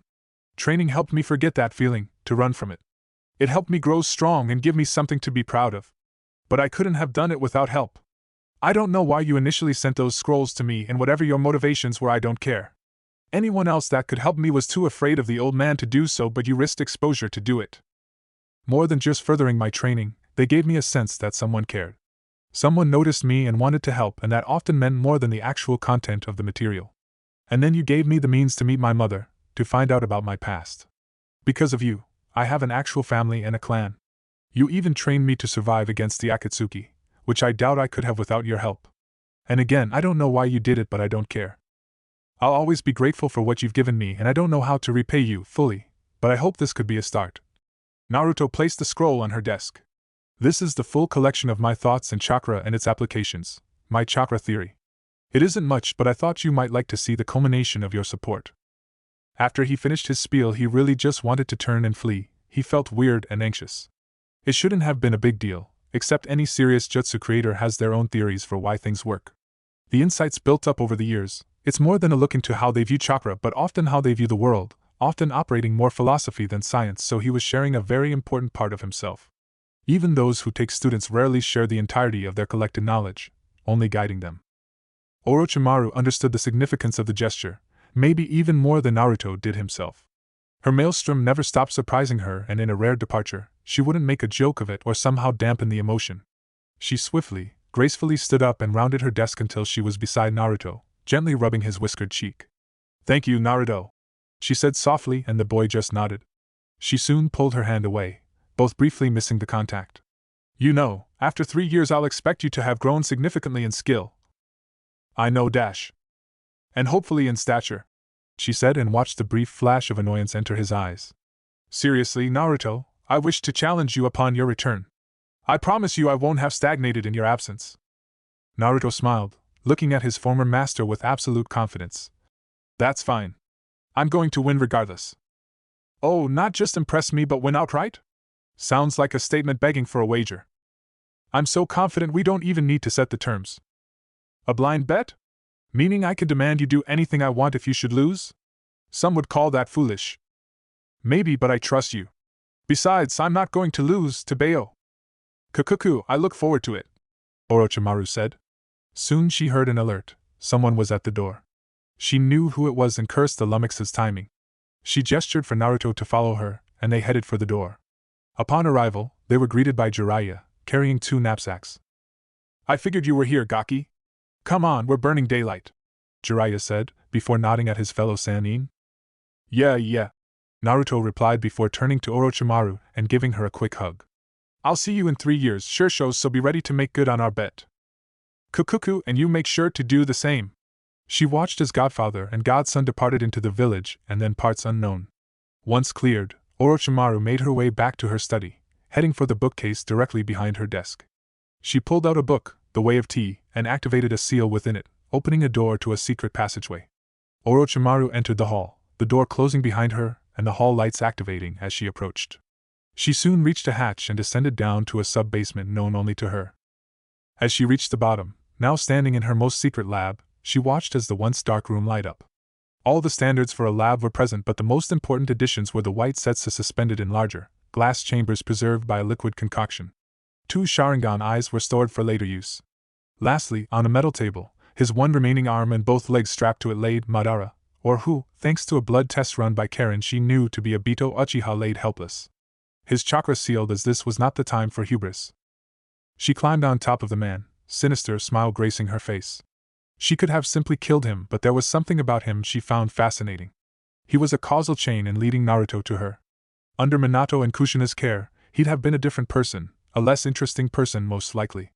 She leant down, her forearms placed on his chest, propping her up and forcing him to carry her weight. He gave a grunt, the only sign he was awake and alert. I'm curious, Obito-kun. She paused and watched his reaction, and the grimace let her know he wasn't pleased to be called by his name.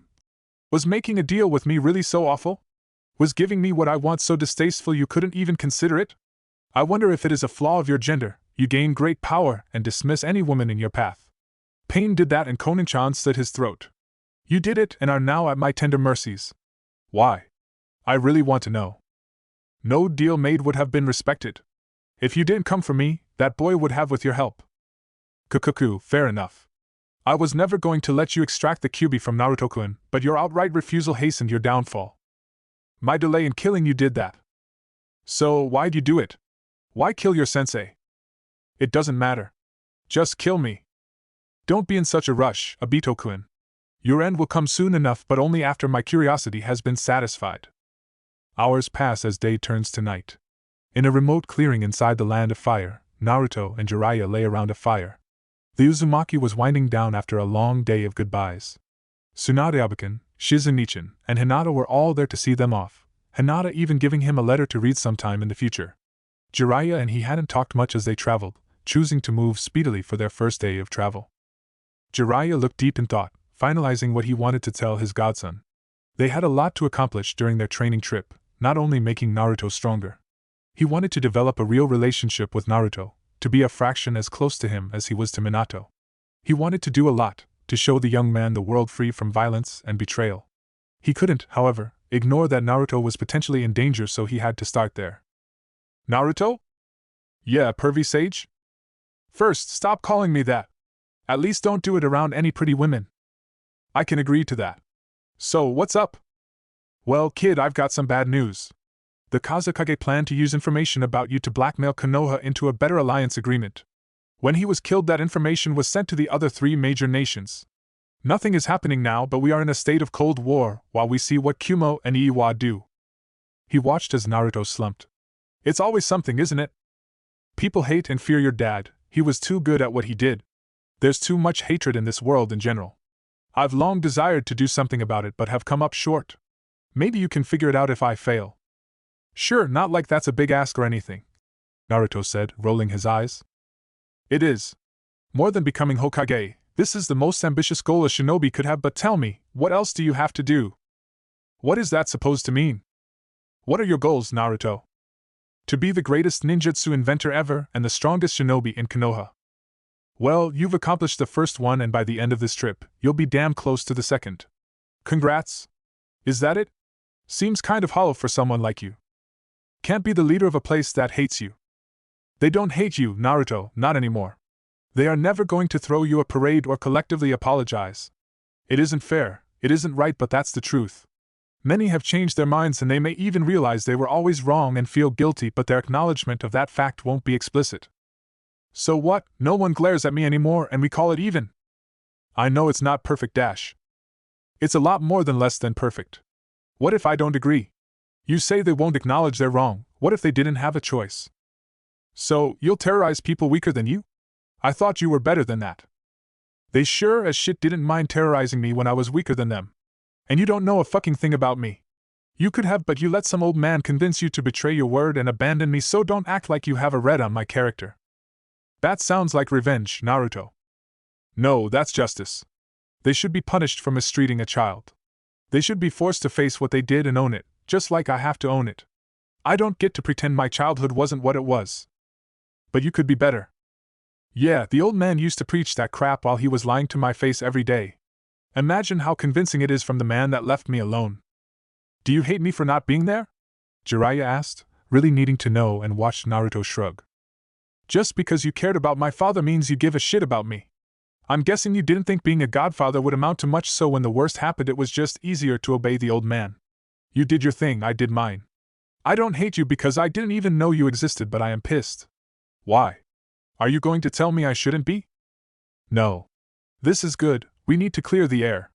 You're right, I wasn't there and I didn't think being a godfather would require much. Listening to Sensei, contrary to your belief, wasn't easy in the slightest. I was the failure of my team, Naruto. I was a screw-up, tryhard. A late bloomer surrounded by geniuses, and because my talents emerged late our roles were set by the time I started matching Orochi and Tsunade. I was desperate for Sensei's approval, and even at this stage of my life, I still reflexively seek it. It's shameful I allowed that to override what I promised Minato and owed you, but never think it was easy or I simply didn't care. As for the villagers, I know it may feel unsatisfying to simply forgive them. Like they simply get away with it, but they weren't completely at fault. Wait. Jiraiya said, seeing Naruto was about to interject. They are ultimately responsible for their behavior. From my understanding, the Kyuubi attack was terrible beyond imagination, a widespread trauma with no outlet until your status was revealed. I place the blame for that on Sensei. He should have been a more forceful leader, he should have been the beacon of hope to see them through. Instead, he played the kind grandfather when he was capable of more. They suffered from a lack of leadership, from trauma, and ignorance, and a lack of character. They couldn't endure and had no one to truly show them the way. That's what a Hokage is, a symbol of the village's best self. An example of what they could be. One reason Orochi couldn't be Hokage, regardless of her history with Sensei, is that she didn't inspire people. You can. You can show them grace, Naruto. You can show them what it is to endure and come out better, stronger, smarter for it. I'm only asking you to show the villagers the same Naruto that the people of Ishval, Wave, and Snow got to meet. That Naruto is something special. What if I can't? Part of the reason for our training trip is to give you time away to come to terms with everything, to find peace within yourself. You still see them as an extension of Sensei. How could you know that? I've spoken to Kurenai and Orochimaru. I've kept track of your career, Naruto. I can't make any promises. Besides, why is it so important I forgive them anyway? Because, Naruto, I believe the only people that can truly change this cycle of hatred are those strong enough to stand against the logic of this world. Someone like you. Chapter 14. Guess who's back? So, you excited to be back? Jiraiya asked as he and his travel companion walked at a sedate pace. He received no verbal answer, just a raised eyebrow. You still mad I borrowed dash? Pilfered, absconded with, or burgled?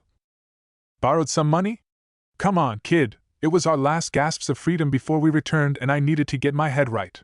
Besides, you can't deny we've had a lot of fun these past 3 years. And Naruto wouldn't deny it. There were rough patches, one in particular neither would ever forget, but Jiraiya had shown Naruto much of the continent, and been a really good sensei to boot.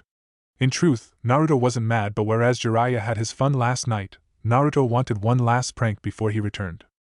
You're right on both accounts. So, 30%. Excuse me? Jiraiya asked in disbelief. That's the interest on your loan, 30%, and interest compounds daily, Godfather. You're a shark, you know that? Ungrateful brat! Jiraiya shouted and pointed in mock outrage. Naruto merely waved him off. Fine, I guess we can consider it a gift. I mean, I stole that money from you anyway, so that shakes out. The Toad Sage had a look of disbelief cross his face. He was the one that stole money, not the other way around. He could only laugh. I wish we had another year of this, kid. Naruto smiled. Yeah, it was nice being free, but I have missed home. Jiraiya smiled at that, which didn't go unnoticed by Naruto. What are you smiling about, you old pervert?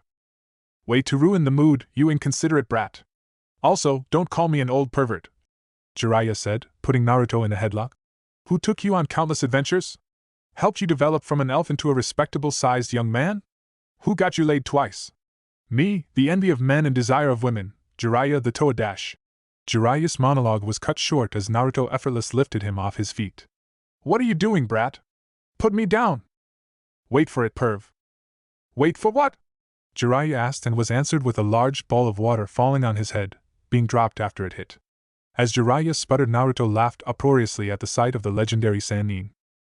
I thought toads were amphibious. You look like a drowned rat Tebeo. Straight to hell with you, brat. Same to you. Stop always bragging about stuff or I'm going to tell Tsunade Abakan you have inappropriate dreams about her.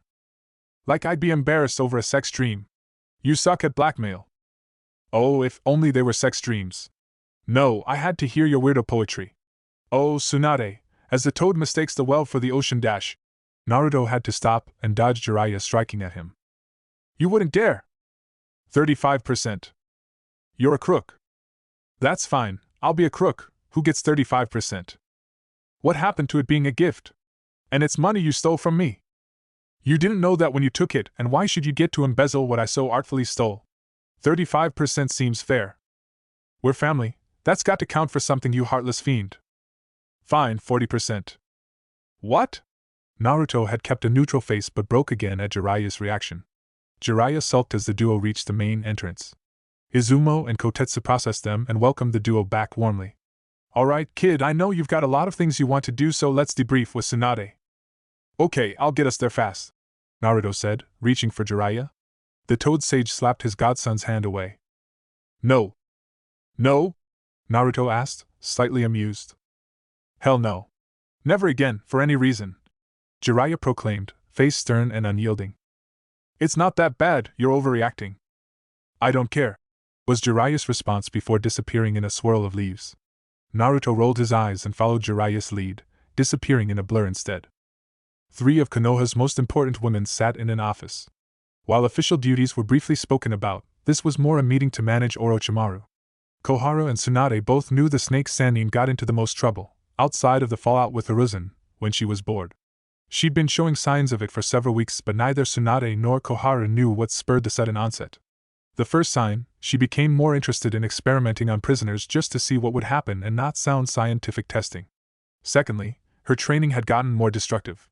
And finally, I'm so bored. Surely, there is a country in need of overthrowing? I'll go kill the Raikage right now. Orochi, you can't kill the Raikage. We're trying to avoid war, not guarantee it. Koharu responded as if talking to a child that wanted dessert first. Why not take a mission? Tsunade questioned. They're all too easy. Surely there are some prisoners to torture. Ibiki always complains about a backlog, Koharu offered. As soon as I show up, they give me their entire life story. One gave himself a heart attack. Not a lot of fun if they don't even try to hold out. Spend time with Manda? Tsunade pressed. He's being a pain right now. Oh? The Godaima said. Very few people knew of the real dynamic between Manda and Orochi, but he doted on his summoner. It took Katsuyu hours to talk the giant snake down from attempting to murder Hiruzen. Seeing Orochi wasn't going to divulge more, she dropped the matter. As Tsunade tries to come up with another example, her concentration was broken by 3 things. First, hearing Shizen squeal from outside her office. Secondly, a sudden wind passing through the office. And third, a deep, masculine voice. Seems the kid beat me here. Each of the women looked at the final Sannin as he sat inside the window. Koharu and Tsunade both greeted Jiraiya. Orochimaru simply stared at the door. What, Oroki-chan, no acknowledgement of my return? You still look like a fool. There, you have been acknowledged. So mean. At least you're happy to have me back, right, Heim? Tsunade simply gave him the SOSO gesture, making the Toad Sage deflate comically. Jiraiya didn't get a chance to go into his full routine as Naruto walked in.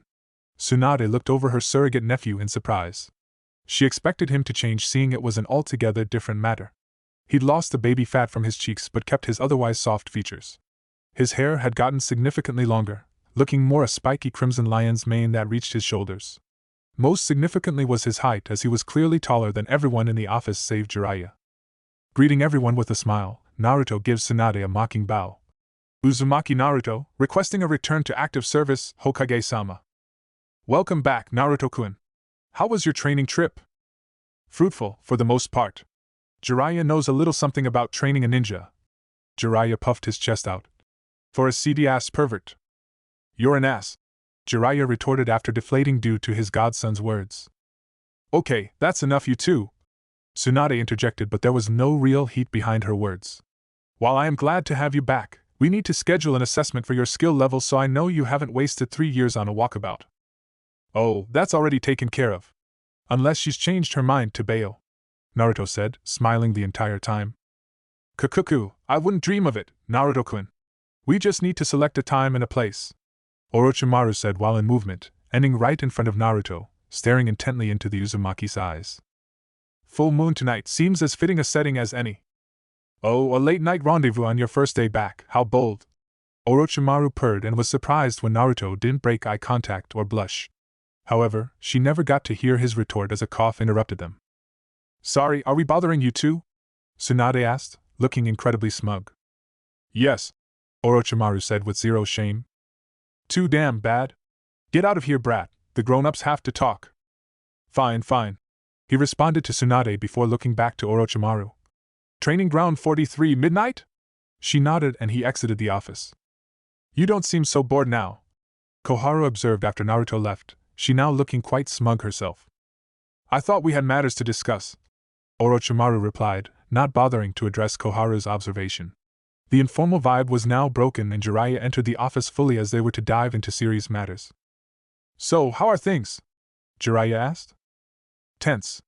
There have been some skirmishes between Kumos and our ENBU, but nothing that has bled over into our standard forces.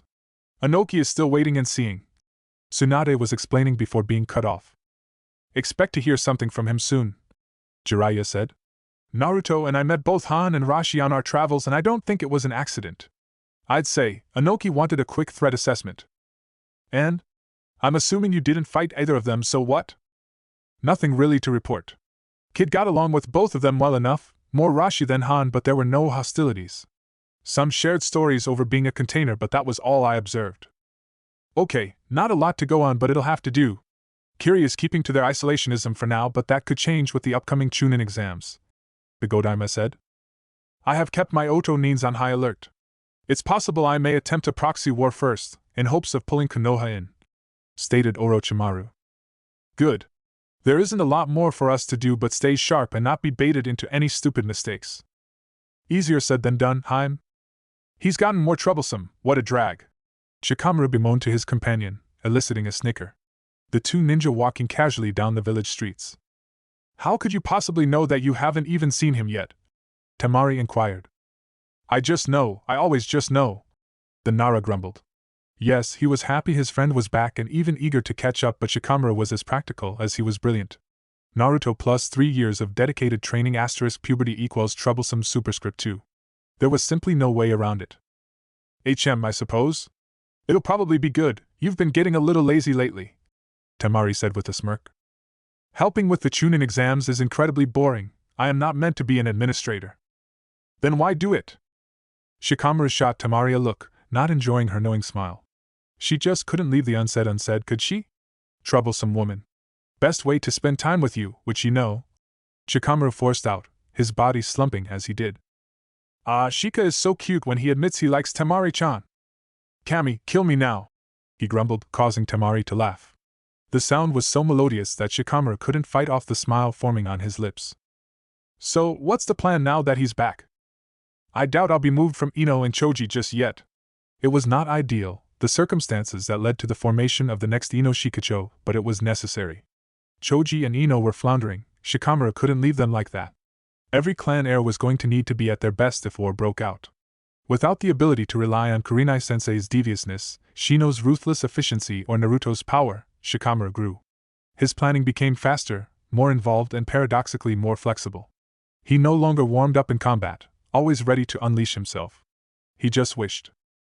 Hey, no sulking, Temari said, interrupting his thoughts. Sorry. Anyway, I don't know what Shino will do. I guess it'll all be sorted when we meet at Kurenai-sensei's house. When do you need to arrive? Temari questioned. In a bit, but I've still got a little time. Good, because you're treating me to lunch, Shadow Boy, Temari exclaimed while grabbing Shikamaru by the wrist and dragging him along. True dash. Finish that and no special Temari time for a month, Temari threatened. Shikamaru, wisely, shut up. Because he was both practical and brilliant. Shino, come back to bed, the pink-haired Uzumaki commanded, wrapped in her dark blue bed sheet. A small smile graced the Abirame heir's lips. Some may think Tayuya and he were a mismatched pair, but that was superficial. While she was passionate and he reserved, she was not irrational nor illogical. Her hard life had made her cutting, but Shino appreciated that bluntness, that honesty. It was refreshing. That she was more animated than any other girl he knew simply added to the attraction. Shino broke from his reverie, knowing she was expecting a response. Shino would love nothing more than to return, but he couldn't, not now anyway. I am sorry, Tayuya, but I cannot. As you know, Naruto's return is today and we are to meet at Kurenai-sensei's. I'm sure you have time. Besides, Stump can wait. Friends should not make each other wait, Tayuya. And boyfriends shouldn't deprive their girlfriends, Shino. It's been a month and it was 2 months before that, she said, and Shino could hear the edge in her voice. She was nearing the limits of her patience, which weren't in excess to begin with. He wouldn't complain though, he knew that about her. She was fiery and passionate, but also accepting of him, his manner, and his choices. Shortly after the formation of the new Ino Shikacho, Shino joined the Hunter Ninja Corps. The training was grueling, the assignments even more so. He'd improved immensely because of it, becoming a better tracker, fighter, and assassin. Like Shikamaru, Shino knew he'd grown reliant on his teammates and sensei. They were a well-balanced team, as well-balanced as any genin team with Naruto would be, but that very balance posed its own limitations. His current position corrected that, Hunter Ninja often working alone unless the threat is too great. Shino didn't mind the solitude or the harsh routine, but he did miss his team and Tayuya. She was right, he could be gone for a day or several months and rarely knew which it would be. He looked at the clock on the chest of drawers. He had more time, and if he were a little late he knew his team would forgive him. Friends forgive each other. Shino slipped back into bed, being greeted with a kiss. It was confirmation he'd made the right choice. Next time, just get back in the fucking bed, asshole, Tayuya said, though there was no real anger behind her words. Hi, Shino agreed, smiling internally all the while.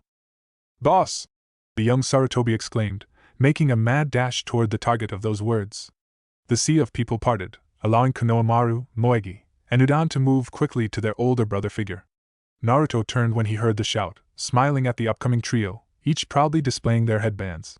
Naruto didn't pay attention to it, but several onlookers had fond smiles themselves watching the honorable grandson make his way to the once pariah. Boss, you're back, Konohamaru said, excitement not having diminished in the least. Hey, you guys have gotten big, Naruto said good-naturedly. Us? Boss, you're so tall now, Udan remarked as the other two genin nodded in agreement. Yeah, finally hit a growth spurt or two. How's ninja life treating you? You should have warned us about D-ranks, boss, Konohamaru pouted. But where's the fun in that? Besides, if you do them well you don't have to do them long. Besides, I'm sure Ebisu-san is training you well, right? Hi, Moegi responded. Thanks to you we don't have to do a lot of the basics like other teams. Yep, and now that you're back we can get some kick-ass ninjutsu, Konohamaru added, pumping his fist in the air. Naruto laughed. We'll see, I'll have to talk to Ebisu-san to make sure I'm not throwing off his training plan. So, boss, Konohamaru started, his excitement diminishing enough to realize Naruto was and had been holding flowers the entire time they'd been speaking. Who are the flowers for, your girlfriend? All three genin were dismayed when they saw the sad smile form on Naruto's face. No, Konohamaru, this is for an old friend I haven't seen in a while. I was just on my way there so I'll catch up with you guys later, okay? Alright, boss. Udan agreed and watched as Naruto disappeared in a swirl of leaves. Kono, you idiot, Moegi stated. Sorry, I wasn't thinking. Do you think he's mad? I doubt it. Naruto and I knows you're kinda dumb, Udan observed plainly. This caused a tick mark to form on Konohamaru's forehead. What's that supposed to mean? That you can be dense, monkey boy. Moegi backed Udan up. I get no respect, I tells ya. No respect at all, Konohamaru said while under a depression cloud. As Konohamaru's sulk Naruto arrived at his destination. It had been years since he'd been here but the place hadn't changed. Eerily quiet, competing scents of various flowers. The environment felt heavy as if the decades of mourners' collective sorrow coalesced and surrounded everything, never leaving. He kept a steady gait as he made his way to his intended location. It hadn't taken long. While not ornate, the gravestone was adorned with various flowers and trinkets. Naruto added his own, an arrangement of white lilies, pink carnations, and blue hydrangea. Hinata Hyuga, sister, daughter ninja, Naruto read the gravestone aloud. We hadn't known each other long. I regret that because even if it were short, I considered you a true friend. I wish I could have told you that it didn't matter. I didn't hold your observing me against you. You hadn't hurt anyone, and maybe those days you silently supported me gave me the strength to continue when I wanted to give up and give in. There are so many things I want to tell you, but it seems hollow now. I hope you're experiencing the freedom you desired and are at peace. I don't know what I can do, but I'll try to look out for Hanabi. However, with you as a role model, I doubt she'll need it. Shikamaru is taking care of your team, but I'll make sure he doesn't get lazy, the bastard. And I won't even punch your dad out, which I had been planning on doing for an unrelated matter. So, don't worry, everyone will be okay. Goodbye, Hinata. He bowed before the man, his primary tormentor, someone he'd been quickly coming to despise as much as he had Danzo and Sasori. Kabuto wondered if one of the reasons the Sandaime allowed Danzo so much freedom was that the two were more alike than they wanted to admit, Danzo acting as the Sandaime's ID. Indulging in the darkness the fire shadow could not be linked to, but was no less capable of being immersed if not for his position. Kabuto hated this study, the furniture, bookshelves, and moldings all made from the trees grown by Hashirama-sama. The room smelled of pipe smoke, parchment, and ink. Even removed from power, the man sat behind his desk as if he were above all, still the god of shinobi. It burned Kabuto, the insulting nature of his situation. That he was forced to betray his mistress when he only wanted to protect her from the Uzumaki's influence, to get back to their work. Instead, he had to kneel before this fossil, inhale his second-hand smoke and obey his orders. It has been 3 years, Kabuto. 3 years and you've given me nothing actionable, nothing of value on Orochimaru's plans. Do you think my patience infinite, Kabuto-kun? No, Sandaime-sama. I have tried, but Orochimaru-sama is distrusting by her very nature. If I pushed too far, she would get suspicious and I would be of no use to you. Of what use are you to me now? I told you of her secret room. That you have no access to and no way of getting in. Hiruzen countered, smoke billowing from the latest drag of his pipe. I am working on that, Kabuto said in his defense. Ah yes, young Karen-chan. Had Orochimaru not taught you any seduction techniques? Surely, it should not take this long to bring her to your side or dupe her outright. Karen is a gifted censor and can detect insincerity. I have to proceed carefully. The time for being careful has elapsed. I wanted Orochimaru dealt with before Naruto-kun returned. He has done so, and I have no doubt she will not waste a moment ensnaring him. Kabuto bristled at the Sandaime's words, not liking the characterization of his mistress. It was this dissatisfaction that loosened his tongue. If you are so concerned about Naruto's virtue, maybe Hokage-sama should have seen to his upbringing more than simply leaving him to his own devices. Instead of being a cowardash. He did not get to finish his statement as a powerful hand was now around his throat. Kabuto lifted off the ground. Do you forget who I am, boy? I have sent more people to the Pure Land than you've met. You think your mistress is powerful? Who do you think made her that way? Never dare speak about things you do not know in my presence, the Sandaime said before releasing the boy and dismissing him. Kabuto left, rubbing his sore neck, not chancing the repercussions should he glare at the old man. When alone, Hiruzen sagged his shoulders and sighed. He did not like the tactics he was using against the young medic. He did not like using people as pawns, sacrificial or otherwise. But, he reasoned, this was for Naruto-kun. He had to pressure Kabuto enough to get sloppy and tip his hand. In a blind rage, Orochimaru would kill him and he'd finally have something on her, as Kabuto was, technically, a shinobi in good standing. Tsunade would not be able to ignore the violation. He'd do anything within his influence to make sure she couldn't sweep it under the rug. Orochimaru would be stripped of her status and either imprisoned or banished. With a clan, ties to the current Hokage and his team, Naruto-kun wouldn't leave. Hiruzen truly believed that. Then, Hiruzen could mend the severely damaged bridge between his surrogate grandson and him. He just needed time. Koharu and Orochimaru had departed after the debrief and strategy session. Only Tsunade and Jiraiya remained.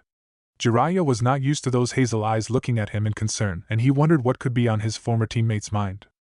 I noticed neither Naruto nor you provided much in the way of details about the training trip. He didn't want to reveal too much in front of Orochi, and I honestly didn't think you'd believe me if I told you. That was not a suspected response. Why wouldn't I believe you? Because I've seen him do things, repeatedly, and still have difficulty believing them. Fine, I'll just have to watch his and Orochi's fight to see what she drags out of him. Beyond his skills, are you two alright? We're fine, Jiraiya replied, but he could see the disbelief in Tsunade's eyes. Truly, we are in a really good place. And how did that happen? Jiraiya, if I beat you within an inch of your life, then Naruto had you at a half an inch. Mount Maiboku might be beautiful, but it wasn't worth the trip to see you clinging to life. You never did tell me what caused it. The gap between my words and my actions caught up to me in the form of a pissed-off Uzumaki. Do better, Jiraiya, Tsunade said, her tolerance with Jiraiya's indirectness running out. You know what happened in the Land of Iron. Mifune suspected something, he just didn't suspect who wound up being the ringleader in the coup. Naruto, he saw himself in the man, they had gotten close, so of course it wasn't easy for Naruto to kill him, Jiraiya said. But he did. How does that end up with you two beating the shit out of each other?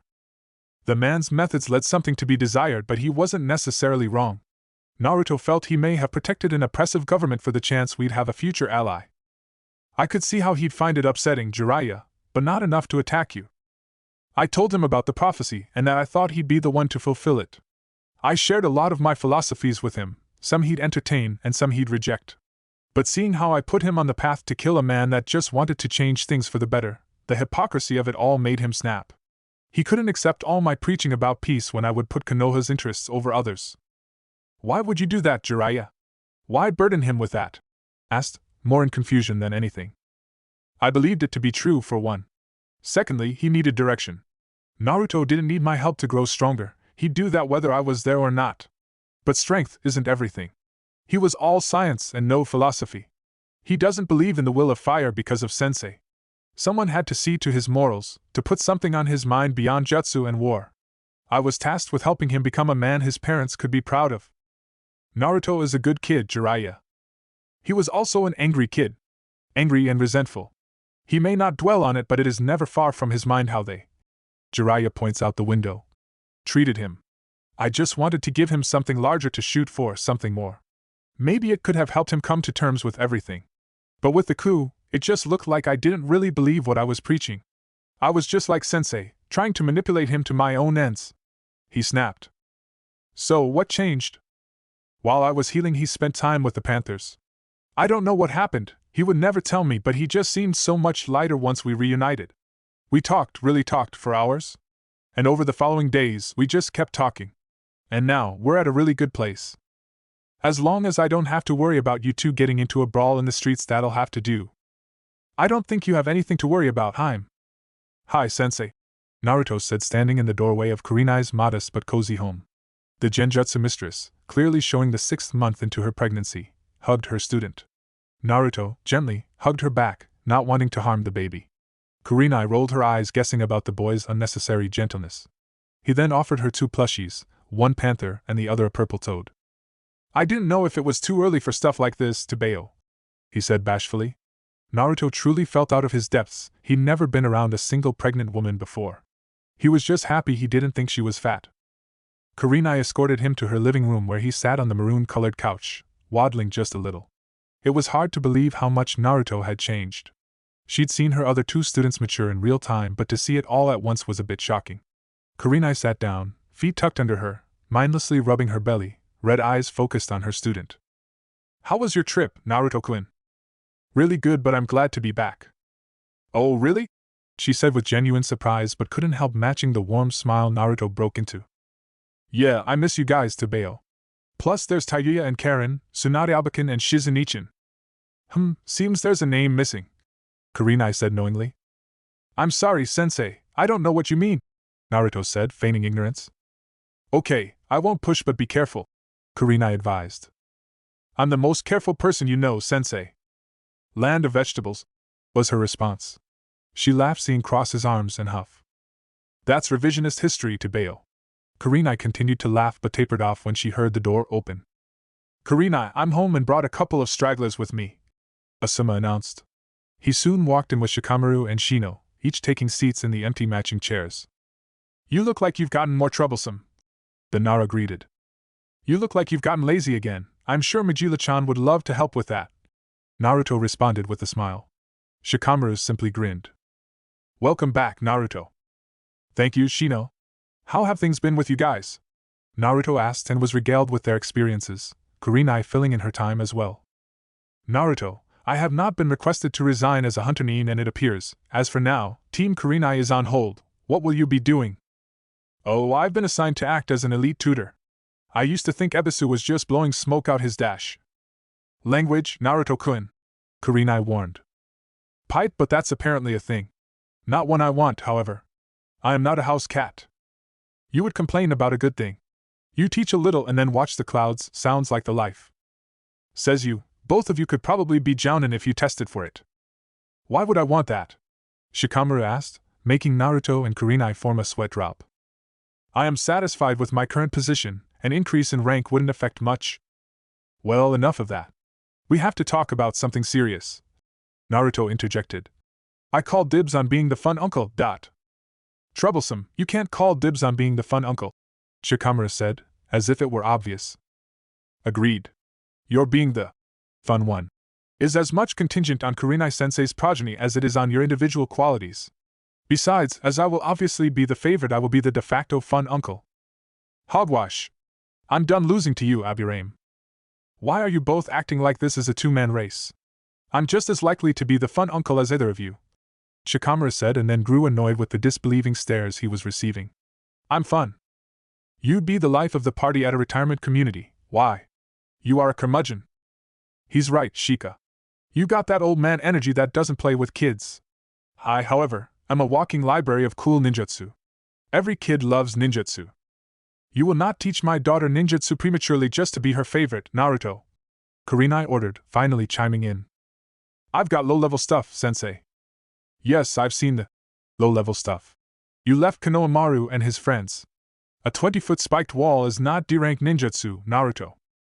But it was one of the first ones I created, and it's really easy while using very little chakra.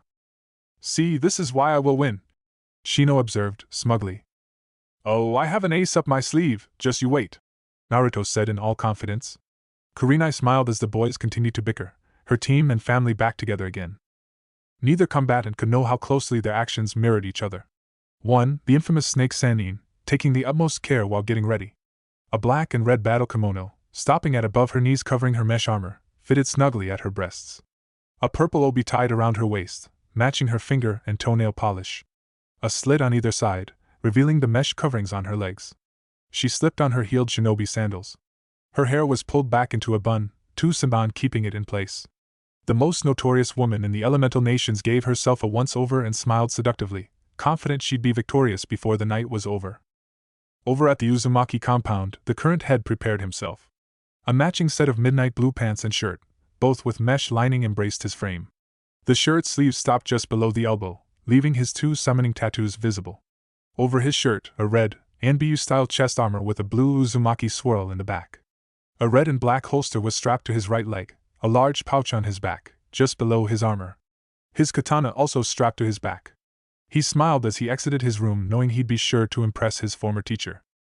Both timed their arrivals perfectly so they'd show up at midnight exactly.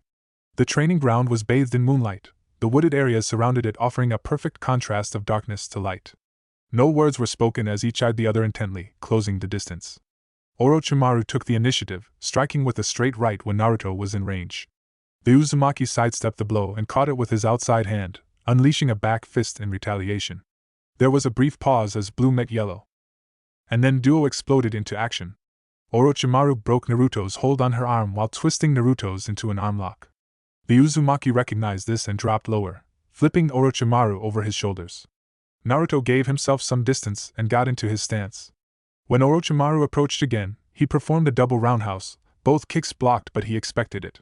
The two kicks were feints for a transition into a standing sidekick, which hit true at Orochimaru's stomach.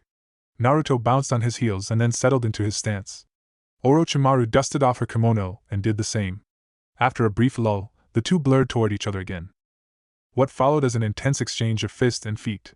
Naruto's style, utilizing multi-level kicks, feints and powerful punches going against Orochimaru's inhuman flexibility and surreal reaction time. Naruto had the distinct impressive his moves were being read almost perfectly. He simply wasn't being punished for it because he had a speed advantage, but landing a clean blow was proving incredibly difficult. Orochimaru was finding the taijutsu exchange difficult herself. While Naruto didn't use Jiraiya's style, it was clear her former teammate taught Naruto how to outmuscle and impose himself on physically weaker opponents. It gave her a slight thrill to know Naruto-kun was physically stronger than her, and made her want to beat him down all the more. Narrowly avoiding to short uppercuts, Orochimaru counters with a two-punch combination that lands cleanly to Naruto's stomach. She delights in his grunt of pain. Her follow-up middle kick is absorbed by Naruto's forearms, the Uzumaki using the force to transition into a sway. Orochimaru predicts what's coming and does a swift replacement. The counter left Naruto unleashed shatters the log, replacing Orochimaru. Kukuku, if I didn't know any better, I'd think you were trying to hurt me, Naruto-kun. A disembodied voice says, sounding as if it is coming from all around. Here I thought you were the strongest of the Sannin. I can go half speed if you want, Shursho. Naruto mocked before tilting his head to the side, just avoiding the extended blade of the Kusanagi. Naruto spins, simultaneously drawing his sword and performing a downward slash, clanging against the legendary sword, Orochimaru supporting it with two hands, one on the handle, the other at the tip of the blade. I am the strongest Sannin, but I am not your Shursho anymore, the snake summoner said before tilting her blade down, unbalancing Naruto. Smoothly transition into a reverse grip, Orochimaru attempts to cut her former student while he is out of position, but he meets her attempt with an upward slash, intercepting the blade and then retreating back. Instantly, Orochimaru's arm feels wrong. She looks at it and sees it is encased in ice. Flaring, her chakra shatters the ice. You can flash freeze the air around me just by channeling Hayatan chakra into your sword? No, I chose to only flash freeze the air around you because I didn't want you to lose an arm. Impressed? He asks, cheekily. Mildly. She responds and then goes on the offensive once more. Like with their taijutsu exchanges, either manages to get the better of the other, the clashes looking more akin to a dance than a fight. Naruto couldn't make sense of it. He'd been utilizing a subtle genjutsu during the exchanges to make Orochimaru miscalculate distance, but she seemed to tear through it with no effort. She was masterful with her sword, only one other person comparable to her skill, but he wasn't being overwhelmed, not in the slightest. He knew he could simply utilize his swift release to increase his advantage, but this way was more fun. He swung his sword, causing a pressure wave to release from the ground. Taking advantage of the distance, he performed his version of Asuma's hien, what he called his songbird blades. Making several swings of his sword, he heard the faint ringing as the supersonic blades tore through the air. And he watched as Orochimaru danced around his attacks as if he'd announced where they'd be exactly, the blades making short work of the trees behind her. He knew something wasn't right. This fight felt like one he'd had previously, but not with Orochimaru.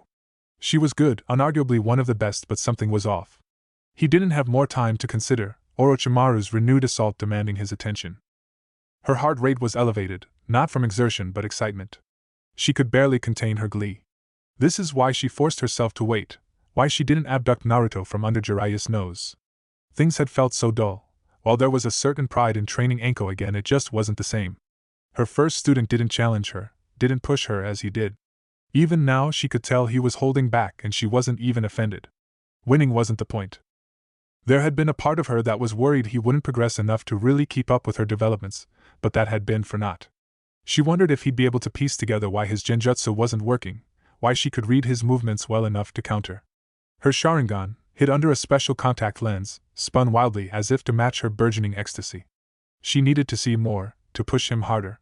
To force out every secret hidden behind those blue eyes that shone with mirth. Her attacks ramping up forced Naruto to go on the defensive, decidedly not his preferred style. But it was necessary, slashes and stabs coming from unique angles, Orochimaru constantly changing levels and maintaining no set pattern. He was caught off guard when her tongue, elongated, wrapped around one of his wrists, jerking it from his sword while the other was forced to release his sword by her Jien. Pleased she was able to disarm him, the snake Sannin was prepared to take full advantage of her new opening, except the Naruto still restrained by her tongue dissolved right before her eyes. Kai, she thought immediately while performing the dispel technique, and then immediately ducked under the kick aiming at her temple. She then rolled from the axe kick, coming from a second Naruto, transitioning into a cartwheel kick to back up a third. Clones already, Naruto-kun? She asked, standing upright as the three Narutos surrounded her. Thought I'd spice things up a bit, one Naruto said. Bored already? I'm hurt, Orochimaru mocked. She then had to fend off a double front kick from one Naruto, then dispelling him with a quick stab. The others decided to attack in tandem, one going high with a flying roundhouse, the other low with a leg sweep. Orochimaru became parallel with the ground, managing to avoid both attacks. Spinning out of her evasive maneuver, she dispelled the clone above and below her with a circular slash of her sword. As she landed, she realized two things. Firstly, that was entirely too easy. Secondly, she couldn't sense the real Naruto anywhere.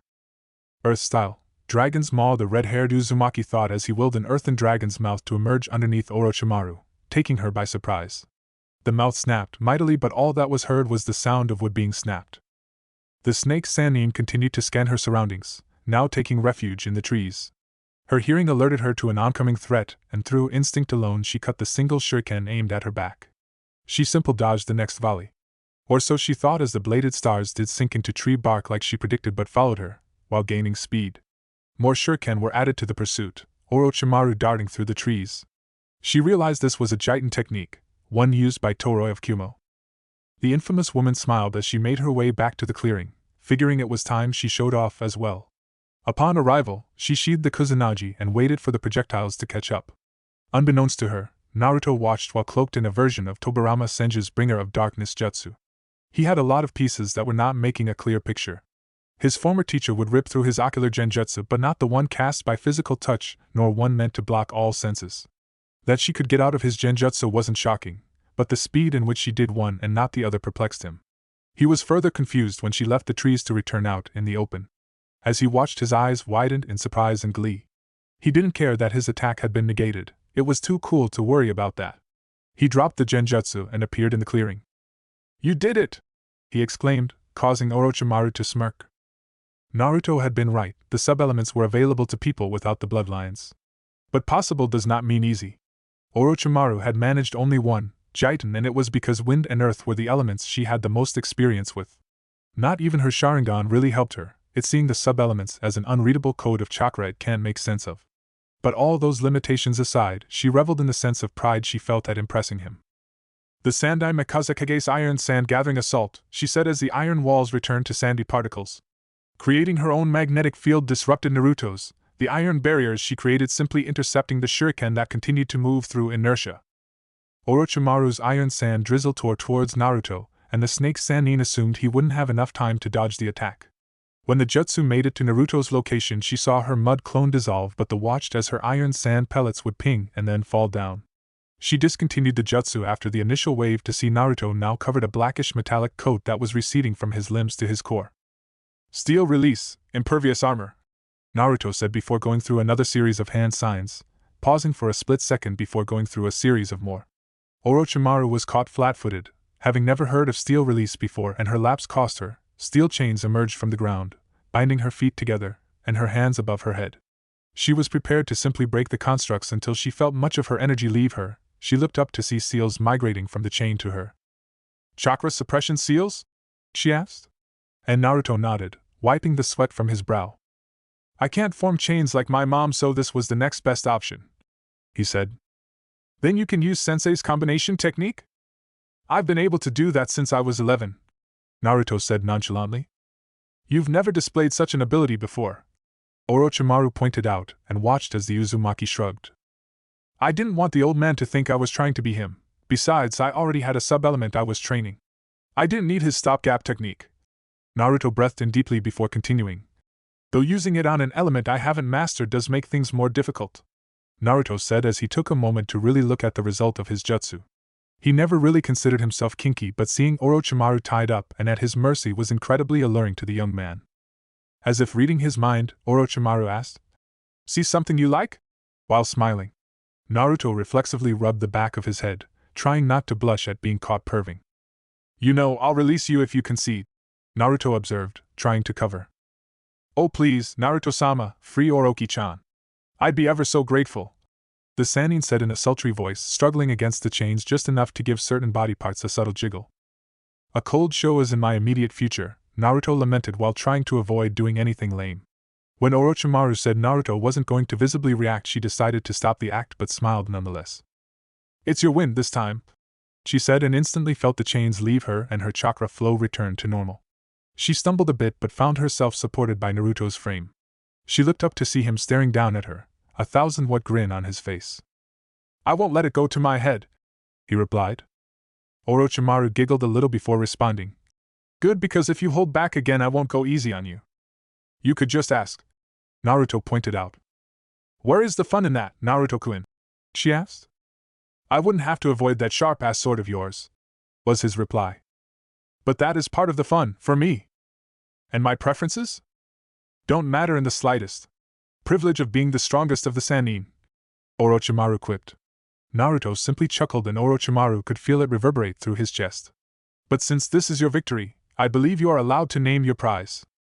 "So I am," Naruto said, a mischievous look in his eyes. Well, I have had a long while to think about this. Carefully weighed your options, I hope. Orochimaru interjected. Oh, I've sought the counsel of wise men and everything. And I have decided I want ice cream. I'm sorry, what? Orochimaru asked in confusion as he could not have possibly said. Ice cream. There's an ice cream shop in the village that I like and I want you to go with me. Ice cream? Yup. They have a rocky road I think you'll enjoy. So I will see you tomorrow, Naruto said before disappearing from view. Did he really say ice cream? Orochimaru asked in disbelief before the recorded images of her Sharingan caught up to her, surprising her slightly. Naruto appeared in his bedroom and started to undress. He was relieved part 1 of his plan worked. He'd won the bet and managed to not do anything lame or blush like he used to. He'd have to thank Jiraiya for help on that, except the man wouldn't approve of how those lessons are being utilized. The Uzumaki walked into the attached bathroom, lights triggered by his entrance. He took a relaxing shower and then changed into some plain, black boxers. He was ready to call it a night, the various reunions and spar having drained him mentally. Naruto was asleep as soon as his head hit the pillow, a small smile gracing his lips. Naruto's senses flared and he was instantly awake, though his body language nor his breathing changed. Someone was in his room. Someone had gotten through his security seals and was in his room. It was impressive, Naruto had to admit. And whoever managed it, Naruto hoped they could take those bragging rights with them to the other side. It was difficult, but he remained patient. The person was doing well to hide their presence, and Naruto wanted to get a sense of what they planned. He heard what sounded like footsteps and the rustling of clothes as if they were being removed. By the time he felt the weight on his bed, he still hadn't moved, but it was shock that gripped him. A familiar scent, of wild flowers and a hint of antiseptic. He couldn't put together why Orochimaru was in his bedroom. When the Sannin slid into his bed, under the covers he almost shut down. Be cool, Naruto the Uzumaki told himself. She's probably just here to mess, so, he thought internally when she finally reached him, the sensations on his back revealing something. Okay, so she's topless, he thought as he felt her bare breasts, while her arms snaked around his front, Orochimaru gently making circles on his abs with her fingertips. Kukuku, I know you're awake, Naruto-kun. Hey? He responded weakly. So much for not doing anything lame, he lamented. I had some time to think about your request. It confused me initially. How so? Naruto asked. It was timid and you are not known for timidity, Orochimaru said, continuing her ministrations. So why ask for something I would have agreed to anyway? Seems like a waste. Unless... She paused. Unless? Naruto repeated. It was part of a larger plan and you were conspiring for some end I didn't know about. Me? You. Conspire against you? That's what I'm thinking. Why, I would Naruto's reply was cut off as he felt a pleasing cool hand slide into his boxers. Naruto-kun, you can admit it now and have an incredibly satisfying night, or deny it and have an incredibly frustrating one. Choose wisely. She whispered into his ear. The choice was obvious. Let's say I did have a plan dash. To seduce me? Orochimaru asked in amusement. More woo than seduction, Naruto responded. Woo? She asked, and Naruto could hear the humor in her voice, but he was paying greater attention to what her hands were doing, one in particular. I regretted it the moment I said it to Bayo. Don't, Kukuku, it's sweet. I've done something similar. The hardest part. She paused when Naruto let out a groan. Was the waiting. I hate waiting. I've only ever been as patient as I absolutely needed to be, and for this, I had to wait years. Orochimaru removed her hand from Naruto's boxers, the Uzumaki promptly missing the contact. He turned toward her, and as soon as he was facing her he found himself pulled into a kiss. All thought left as his body responded on instinct, one arm around her waist pull her closer while his other hand cupped her cheek, stroking it gently. In his haze he didn't remember when it happened, but soon their tongues were meeting, gentle flicks giving way to something deeper. Naruto felt her hands running through his hair, adding to the series of pleasing sensations he was already experiencing. At some point they broke the kiss, panting slightly, her warm breath tickling his ear. He'd returned to his senses long enough to hear her declaration, whispered but containing more steel than any shouted words ever have. I'm done waiting, was all she said before she claimed his lips again. But as the lovers explored each other's bodies, the mutual pleasuring containing a multitude of unspoken promises, the world continued to spin. Enemies from within and without planned and plotted for their mutual and individual downfalls. Storm clouds gathered, portending of an easterly wind, embers still sparked in the shadows, and a divine will continue to exert its influence. But for all those that scheme against them, are any prepared for the consequence of trying to separate a snake from her obsession? Chapter 15. What you see is what you get. Ah! Naruto exclaimed, climaxing again. What number it was he couldn't say as he'd lost count. Naruto kissed his lover deeply as he slowly withdrew from her. It took a great deal of effort to roll off her. Both bodies were covered in a light sheen. He was tired. More tired than he'd possibly ever been. Or if not more, at least different. He felt drained, depleted but wholly satisfied. He knew he was grinning like an idiot. If he could have stopped he would have. Kukuku. He heard as he felt Orochi pull closer to him, wrapping her arms around him, and he returned the gesture. He fought to open his eyes. At the moment he'd have sworn he'd uprooted trees with greater ease, but he did manage it, partially. The half-lidded gaze of the Uzumaki met the Sanin's. He stole a glance at the alarm clock over her shoulder. It proudly displayed the time of 5:15. He really needed to get a few hours before he reported in for the day. Naruto-kun? He hummed sleepily. You said you hadn't mastered Koton. What did you mean by that? Naruto fought back a yawn before answering. It's like with the basic elements. You learn how to mold your chakra to perform it, and for a while, you always have to consciously mold your chakra in that way. It's as if there is a disconnect, and you are making your chakra produce fire, wind, or whatever. After you gain enough experience with the release, that transition seems to disappear and you don't feel like you're transforming your chakra, you're just producing Katan chakra. Your body and mind know how to do it. I haven't gotten to that reflexive stage with Koton yet. So with my Jitan, I just need more experience and it'll start to feel natural. Yep. Orochimaru smiled at the response, as that was an obstacle she'd yet to overcome. She can control the iron sand, but it took a good deal of effort. It hadn't felt natural yet, and she didn't know if it ever would. It seemed she simply needed to train it more, condition the yin and the yang of her body to accept the transformation so she could expand on her abilities. It makes sense why he only had one lava and ice jutsu when she trained him. Creating more jutsu before he mastered the release was accepting a shoddy foundation. And how many sub-elements have you mastered to your standards? Depends on who's asking, my rival or my girlfriend. Girlfriend? She asked teasingly. I'm too sleepy to be embarrassed, Naruto observed, causing the Sannin to giggle. How am I to know when I am one, the other, or both? She asked, pulling even closer into their embrace. When we're naked let's not be rivals, Naruto offered.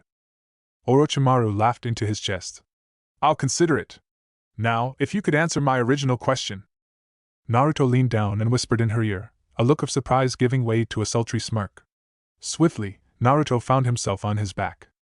Kukuku, it appears you won't be getting any sleep just yet, Naruto-kun, she said as Naruto felt her slide down his body.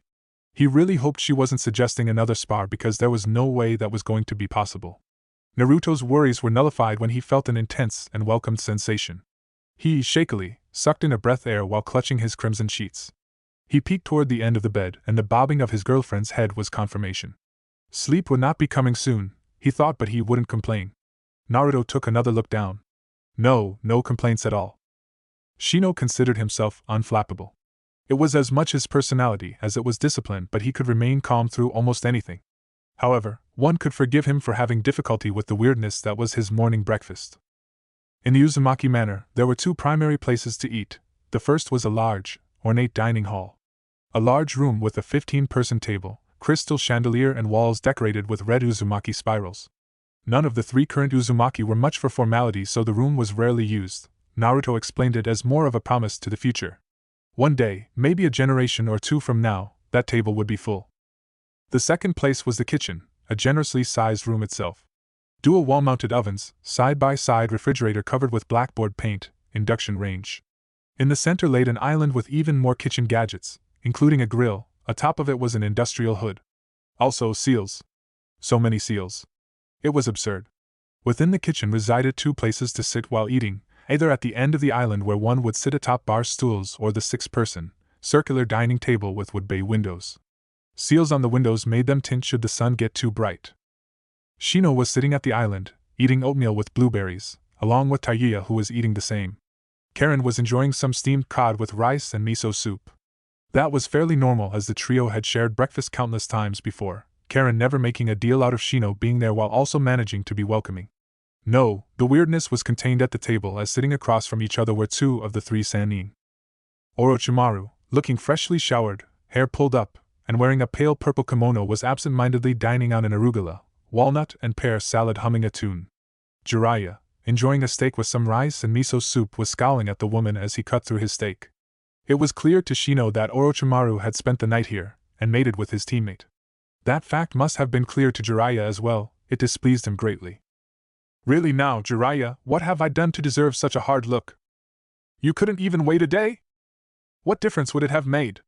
Orochimaru asked before breaking out into a face-splitting grin. Besides, he didn't protest. Which reminds me, Karen-chan? Yes, Orochimaru-sama? Naruto-kun might need a bit of chemical pick-me-up. Okay, I'll whip something right up, Karen said, going to the cabinet to get a mortar and pestle. She grabbed several ingredients, but Shino's attention was pulled back toward the Sannin. Would you have stopped if he had? Jiraiya questioned, and Orochimaru shrugged. Irrelevant. We both got what we wanted, so I wouldn't entertain any ideas of changing that if I were you. If I stay out of this, it certainly wouldn't be because I fear you. And stop telling people you're the strongest of the Sannin. I'm a damn sage, I'm stronger than you and Tsunade both. And before you get quippy, I've fought the kid full on, and if your little show last night was anywhere near your best, you're a distant number 2. No need to speculate, Jiraiya. We can test your hypothesis whenever you want, Orochimaru offered. I think Abakin would throw a temper tantrum for the ages if you two wrecked her training grounds to bail, said Naruto, lazily but with an underlining of humor. He had a soft smile and closed eyes as he shuffled into the kitchen, black t-shirt clinging to his hastily dried body. Naruto! Karen greeted. They'd missed each other yesterday, but the medic was happy to see her cousin again.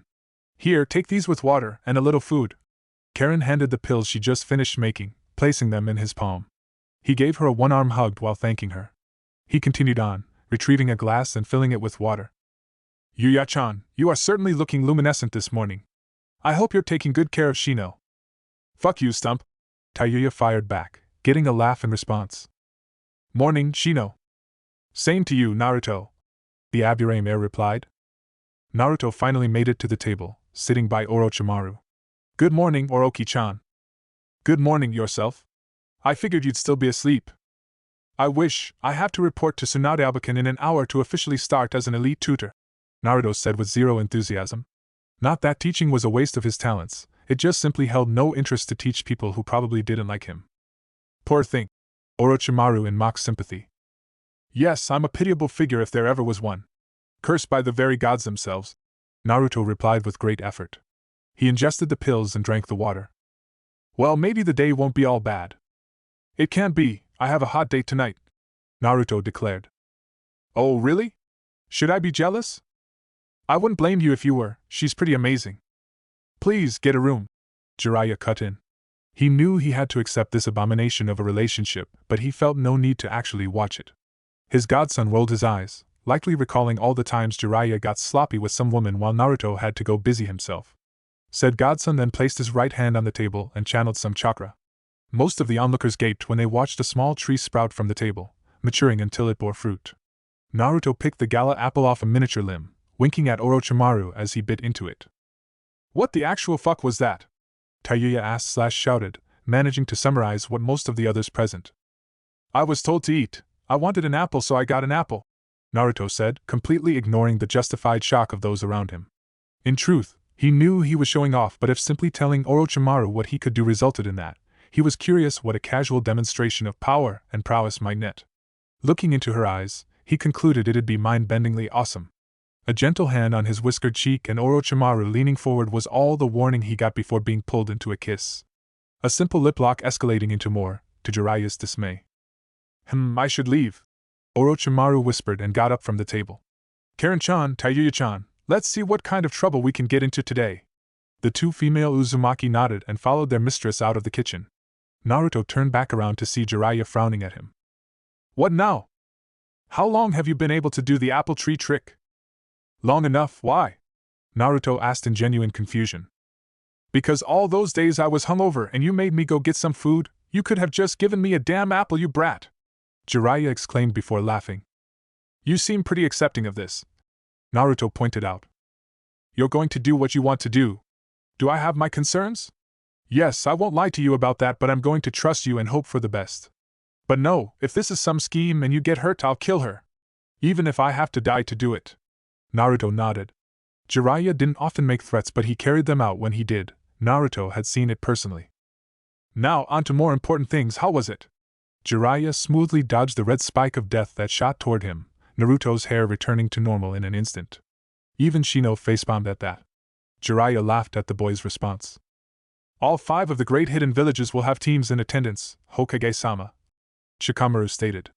Temari and he were in the final stages of planning for the Chunin exams, which was vetting all the participants and their sensei. It was a tedious but necessary process, made even more so because of the weight of these exams. The first Kiri team since the resolution of the Civil War would be on display. Kumo may use the exams to kill up and coming ninja from Konoha and Suna while also attempting to show Iwa who they should be allied with. After the Team Kurenai reunion, Shikamaru stayed up all night to finish the planning. The exams started in a month, which meant the Kage would be traveling to Suna in 2. He just wanted to be done with the whole damn thing and go back to cloud watching and shogi playing. The only other bit of information we need is to know your guardian detail for the finals. Orochi and Kakashi. The Godaime answered and Shikamaru nodded. Is there anything else? No, Hokage-sama, the lazy Nara answered. Good, for the time you will be returning to Team Asuma and your regular Chunin duties. Thank you for your service, Shikamaru. You are dismissed, Tsunade said. Shikamaru bowed and exited the office. As Shikamaru walked down the hallway, passing the various ninja waiting to meet with the Godaime, he sees his 2 teammates chatting away. What are you 2 doing here? I'm here to meet Tsunade Abakan, Naruto answered, still dragging as the pills Karen gave him hadn't kicked in yet. He briefly remembered never asking her what was in them, and resolved to not swallow pills given to him without asking a few questions. I'm here for moral support, Shino said. Shikamaru bit out a laugh. Oh, that starts today? I'm guessing you don't know who you'll be babysitting. Not at all. Man, I'm supposed to be out there, kicking ass and saving princesses. It's a statistical anomaly that we have saved as many as we have, Shino observed. It's also troublesome. Stop looking a gift horse in the mouth. Shika, you need a greater sense of adventure. Naruto teased but grew confused when Shikamaru took him by the shoulders and looked him square in the eyes. Naruto, boring is good. Boring means stable, peaceful. Embrace the boring. Adventure is for storybooks. I think he'll be too busy embracing something else, Shino stated. Naruto was called into the Hokage's office before he could respond. So, embracing something else? Shikamaru asked. Yes, Shino answered. He works fast, the Nara observed. Or she does, the Aburame countered. Good point. Should we be concerned? Maybe about his exhaustion levels. As for everything else, I suggest we wait and see. I'll try to think up some contingencies, but... I understand. The 2 nodded at each other, and then broke out into matching grins. So, she exhausted him? Outside of hours of fighting, I didn't think it possible. There were other developments best not spoken about here. Team training tomorrow morning. The slight inflection told Shikamaru this was serious. He affirmed he understood, then departed the Hokage tower, Shino leaving to attend to his own matters. As Naruto reached for the door to the Hokage's office, he felt a wave of energy rush through his body, which was followed by a very brief but very painful headache. It left as fast as it came, and the Uzumaki no longer felt drained. He resolved to thank Karen later. Naruto entered Tsunade's office, finding himself wrapped in a hug with Tsunade, saying, I couldn't greet you probably yesterday, so I'm making up for lost time. She released him soon after and returned to her seat. Now down to business. I know you aren't thrilled about your assignment, but you can best serve the village by sharing your knowledge. Most days you'll have one charge. Tsunade paused to toss him a scroll. As she requested you personally. It's a fraught situation, so handle it with a measure of diplomacy. There will also be times I'll have you help our forces with some training seminars. Naruto nodded. He knew nothing he could say would change it, so he just have to accept it. Now, there is one more thing.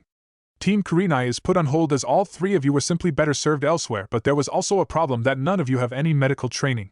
You will be sending a clone to the hospital to get some basic training. Why me? Naruto asked. He didn't mind, and Iryo ninjutsu was a blank spot in his knowledge, but this just seemed odd. Both Shino and Shika have the chakra control and intelligence for it. Shika isn't a frontline fighter, and Shino has extensive knowledge of anatomy due to his hunter ninja training. They've also been here and could have easily been certified, so why me? Tsunade bit her lip and looked away. It was simply decided you'd be the best fit for the training. Naruto looked at Tsunade in puzzlement. She was clearly lying and wasn't even trying hard to hide the fact. It didn't make sense. He had to follow her orders regardless, and he'd do it anyway since she was family. And she might even show him something if he learned enough. That's when a light bulb turned on. You aren't jealous that I've learned things from each of the Sannin, but you, are you? Naruto asked, smiling. Tsunade donned an embarrassed blush at being caught. Medical ninjutsu is just as cool as other ninjutsu, and you can do a lot with it. I don't deny that, Oba-chan. But there is another reason. I saw you spar with Orochi. I know you've gotten really good over the last 3 years, but if war breaks out, you're going to be a primary target. When I learned you aren't so easy to kill, he'll target those you care about. Add that to your tendency of throwing yourself in front of threats, and you can see my concern. My grandfather was excellent at self-healing. I could never manage to replicate it, but with the advanced healing offered by the Kyuubi, I was hoping you could.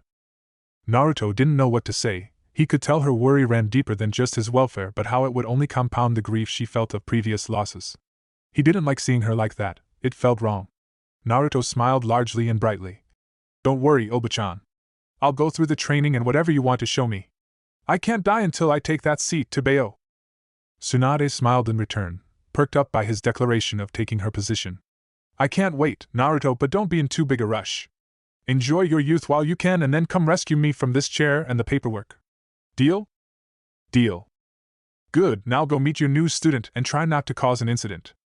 Diplomacy and discretion are my middle name, Naruto said, attempting to pacify the Godaima, but her rolling her eyes let him know he'd failed. Just do your best, now scram. I am not a house cat, Tebeo, Naruto said, departing through the window just to annoy his surrogate aunt. The Uzumaki clan had landed on the ground and then blurred to his destination, arriving near instantly to the Hyuga clan compound. Naruto presented his mission scroll to the exterior guards and was promptly escorted in. As they walked, Naruto could feel more and more people watching him. The Uzumaki wanted to roll his eyes. Yes, that kid is here. Hide your wives, hide your children, he thought dismissively. Naruto was led down a few more corridors before finally reaching his destination. The Hyuga slid back a door and ushered Naruto into an outdoor training ground, with 2 people in attendance. The older Hyuga, obviously Hayashi, seemed tired and worn. The younger Hyuga, Hanabi, looked resolute. When Hayashi realized who was there, he simply left, sparing no words for Naruto, but the Uzumaki didn't mind.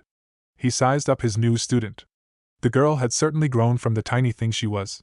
She'd cut her hair at some point, it styled in a bob, and with her charcoal-colored GI, she was clearly ready to train. Hello, Hanabi, Naruto said. Hello, Naruto-san. The now heiress replied back, but Naruto waved the honorific off. I have to admit, I was a little surprised to learn you'd be my primary student. Not that I mind, of course, but I am curious as to why the Hyuga heiress would want outside training. Hanabi had suspected he'd asked that, and was prepared with an answer.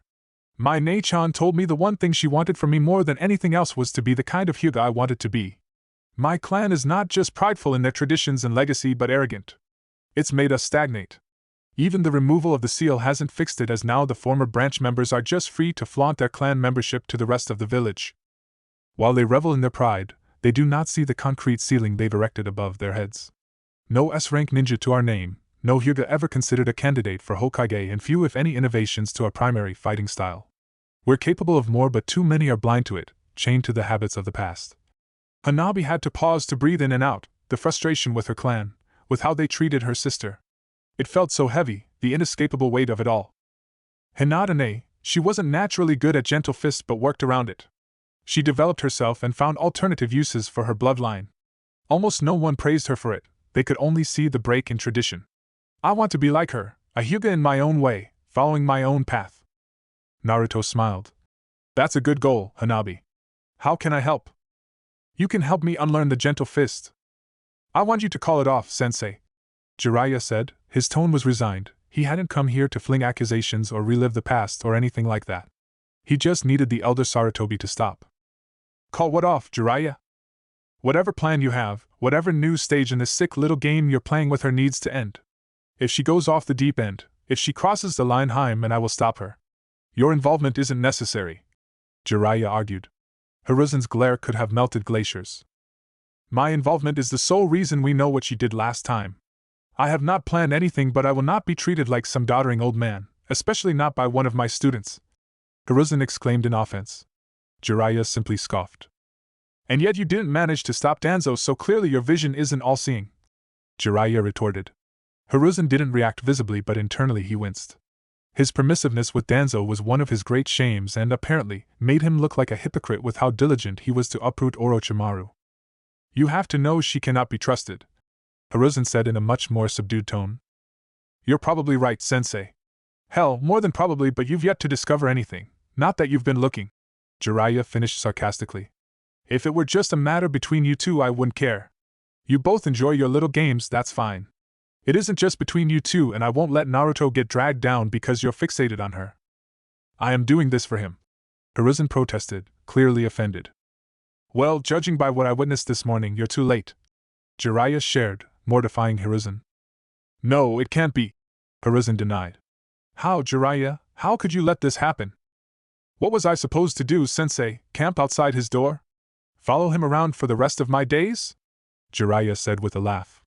Just for once listen to me, let this go. Has everyone forgotten what she's done? Those cruel, sadistic experiments? Her complete betrayal? I have not, but here's the problem, she did those in full view of Danzo. That's the kick in the nuts, sensei. It's not that no one cares or that we aren't mortified. It's that you want to condemn her when you permitted your former rival to do as he pleased. Even after he ordered the genocide of a founding clan. Makes you look like a hypocrite. That's before you add in the whole banging her and coerced abortion aspects. I'm going to save you a few trips to Inoichi, sensei. What she did. And you know what? I'm guessing part of the motivation was she knew you'd eventually find out and carry the guilt and the pain of her fall.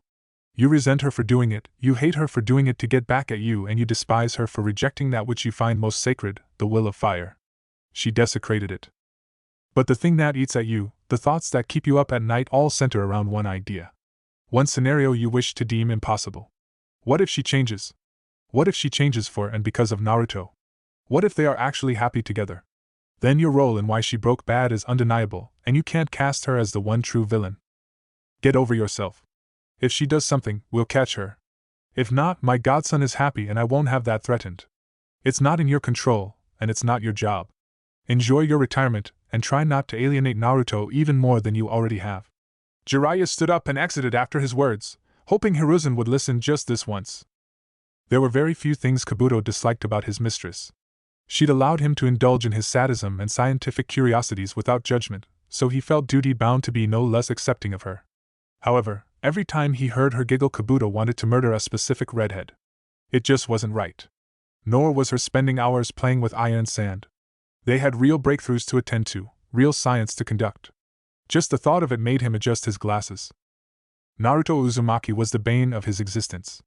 This fact was made all the more galling as the boy didn't even know how ruinous he'd been to Kabuto's life, how fraying he'd been to Kabuto's only real tether. She came back to the village for him, dulled her edge for him, limited her work for him. It was infuriating, and now because he tried to remove the boy and his taint from Orochimaru-sama, Kabuto was stuck. Forced to betray her, to shamelessly cling to life just for the chance to make things right. Spying for the Sandaime was just below killing Nono as his most reprehensible act. Not just for the treason, though that would have been sufficient. The extra sting was through his observation he realized how much Orochimaru had started keeping from him. She suspected him of something and was freezing him out. Kabuto's inquisitiveness and lack of boundaries pushed him to want to know. He needed to know her secrets. Just beyond his conscious mind, a small voice would sometimes whisper to Kabuto that had the Sandaime not ordered him to spy, the medical ninja would have done so anyway. The silver-haired young man was closer now. He'd taken Orochimaru's absence as a chance to go through her study. Looking through every book, he'd finally found a break, a biometric seal that likely opened up the passage to her secret facility. The medic took several pictures of the seal, making sure not to include anything that could reveal its origin. He needed help. Kabuto only understood the most basic of Fuinjutsu, but he was lucky he had a willing pawn. A silly, little girl that led with her emotions. Kabuto would never allow himself to think his well-hidden disdain for Karen might parallel some even deeper buried sentiments for Orochimaru-sama. It was easy to manipulate the Uzumaki medic. She was all too willing to please him. He showed just a little interest, and she clung to him like driftwood in the middle of the ocean. She was pathetic but useful. It took no effort to trick her into deciphering the seals. However long it took for her, Kabuto would wait. And once he gained entrance, once he knew all there was to know, he'd make things right. Somehow, someway. Okay, that's enough. Naruto spoke and chuckled when he saw the relief in Hanabi's eyes. Before he could train his student, he needed to know her limits, so their training session was meant to do just that. It was only thanks to his experience with Konohamaru, moegi, and udon. He even had an inkling as what his expectations should be. Hanabi was about where they all were at her age. He could certainly work with that. Tomorrow we'll start on your new taijutsu and maybe get you a weapon, so be thinking about that. Why a weapon, Naruto-sensei? Because you're short and weak, Naruto said without missing a beat, causing Hanabi to faceplant. When she returned to her feet, he saw her look of indignation but cut her off before she could speak. I was short and weak once, as well. Unfortunately, not everyone you'll ever fight will share your measurements and skill level. Weapons even things out. So, what will you be doing tonight? Thinking of potential weapons I want to learn? Hanabi asked. Good answer. Enjoy the rest of your day, Hanabi. Same to you, sensei, the Hyuga said back, politely. Naruto exited the training grounds and saw a Hyuga waiting in the corridor. Hayashi-sama would like to speak to you, the Hyuga said, and Naruto nodded and followed the man. As he was led through a parade of similar-looking corridors, Naruto emptied his mind. He didn't want to go into this exchange with any expectations or assumptions. Tsunade requested he not create a political incident, and he'd do his level best not to. Finally, Naruto was ushered into a courtyard, where Hayashi was sitting. Uzumaki-san, Hayashi said in acknowledgement, but never took his eyes off the small garden in front of him. Please join me, he requested, and Naruto walked over to the man, taking a seat. Ko, you are dismissed, thank you, Hayashi said, and the now-named Ko departed. Hyuga-san, Naruto said in return. The pair sat in silence for several moments until Hayashi chose to speak once more. What is it to be free, Naruto? I don't think I'm the right person to ask that question to, Naruto answered, and meant it. Naruto's fate had been tied to the village since the night he was born, and only extreme action would have changed that. In all likelihood, for Naruto to be free of the village, he'd have become something tyrannical in exchange. No matter his antipathy toward Konoha's residence, or the suite of negative emotions he held for the old man, mass slaughter was never something he wanted. It is because of your unique position I think you are the very best person to ask this question to. My brother and my firstborn only found freedom in death. That's how constricting and limiting they found being a Hyuga. It is only in retrospect that I saw my role in their suffering. Maybe that sounds familiar.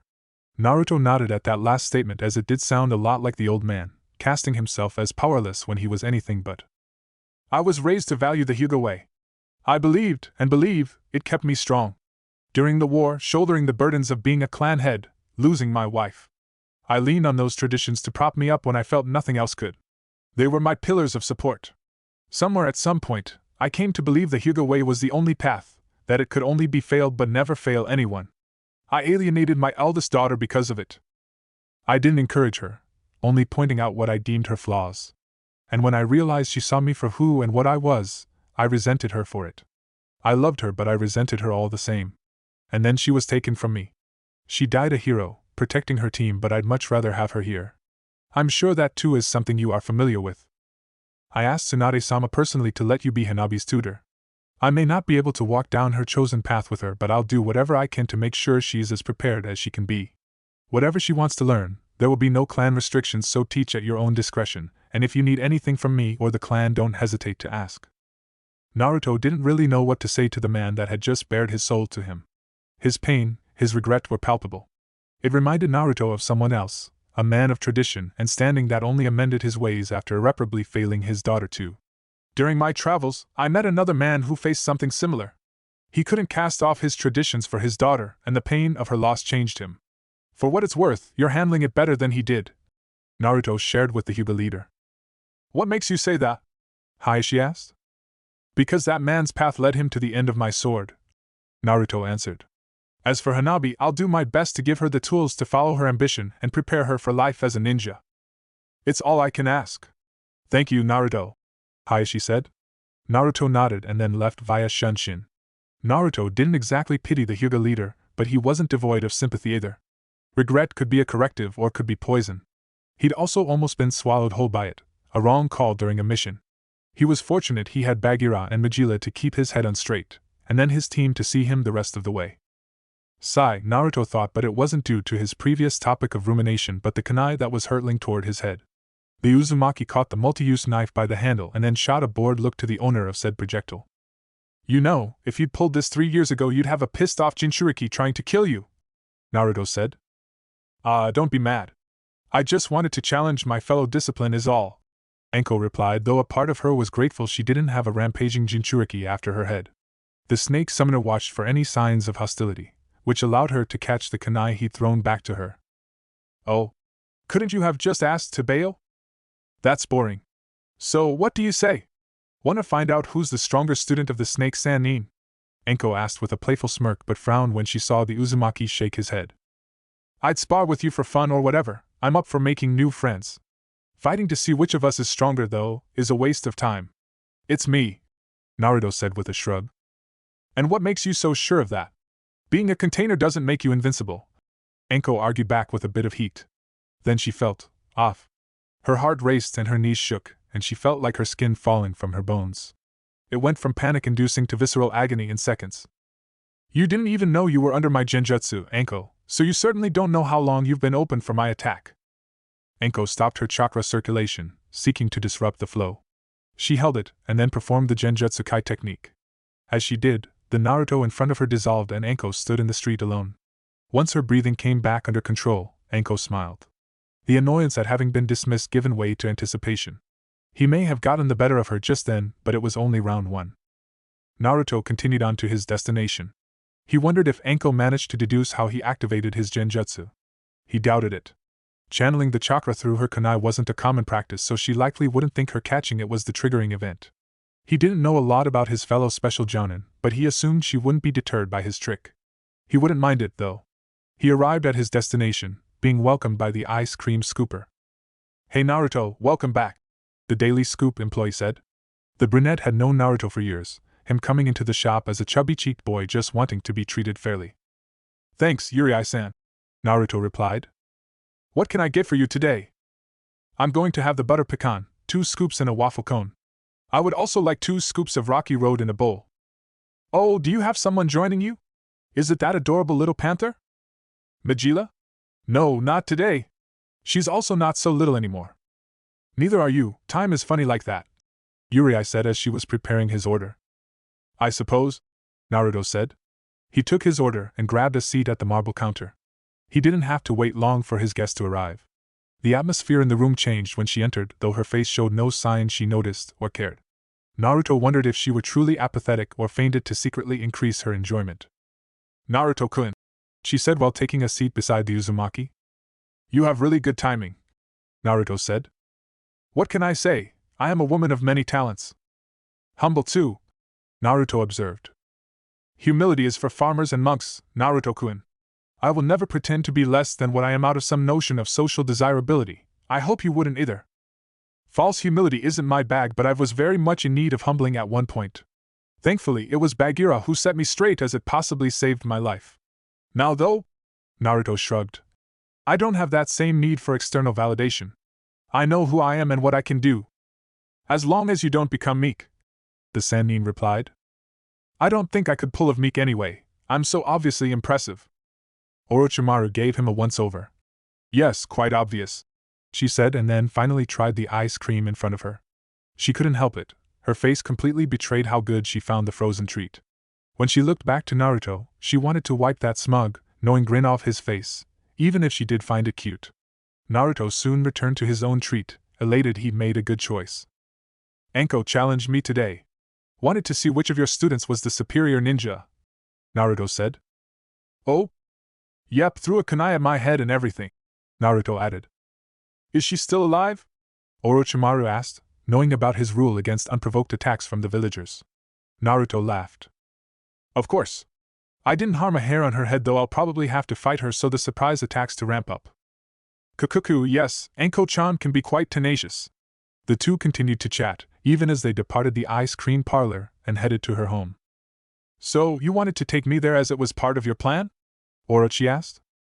I wanted to take you there because they treated me like a normal person and I thought you would like it. Your enjoyment made it the first step of my plan, which is now abandoned, she observed as she headed towards her door, but noticed Naruto had stopped moving behind her. She turned to see a puzzled look on his face. What makes you think it's abandoned? He asked, closing the distance between them. Last night dash was just incentive to be more diligent. Sorry, plan's already in motion and there's no stopping it now, Naruto said lowly, their faces mere inches apart. We shall see. You coming in? It would save me the trouble of breaking in tonight, he answered softly, close enough to feel her smile. Yes, that energy could be put to better use, Orochi said as she opened the door while never turning away from Naruto, swiftly pulling him into a kiss. Naruto returned the gesture, one-upping the infamous Sannin by wrapping his arms around her and lifting her up. Orochimaru wrapped her legs around her fiery-haired lover as Naruto carried her inside, closing the door behind them with his foot. No one would see the two for the rest of the day. Darui sighed in boredom. The trip had been dull. The need to move in absolute secret not only made it a longer trek, but he could go nowhere nor do anything interesting. It was one of the realities of being designated the Raikage's second, his essential man. Darui's movements drew notice. Spies of the 4 great hidden villages, and even some minor ones, would be interested in where he went and why. So, this had to be as clandestine as possible. It didn't help that Darui was doing something he categorically didn't believe in. The person he was meeting was located on the coast, the campfire illuminating the lush forest that stood behind the elder man. He noticed Darui, and the Kumo Jounin could feel those yellow eyes analyzing him, taking his measure, but the storm-style user didn't care to delay this any more than necessary. The Raikage has agreed to your stipulations, Shino-san, Darui announced. The prisoners will be provided to you 5 days before your attack. Ha ha ha, excellent. Then he will have my cooperation. Konoha will fall, and in its ashes, the land of sky will rise once again, Shino said, sinister grin visible in the light of the fire. The pair would iron out more specifics before Darui departed. It was only after he was sure the Kumo ninja was out of the vicinity did the third person in attendance reveal himself, emerging from the ground. You were right about letting Kumo find me, Zetsu-san. They are going to give me everything I need to not only crush Konoha but them as well. Yes, and once you do you can become the Sky Emperor you were always meant to be, just as I told you when you were a boy. With the power of the Zero Tails, I'll be unstoppable and lord over all from the sky. Like a god. Yes, but first Konoha must fall and 2 members, in particular, cannot survive this attack. Tell me their names and I will see them dead. Uchiha Sasuke and Uzumaki Naruto. Chapter 16, Shook Ones. Darui was reportedly seen leaving the land of lightning.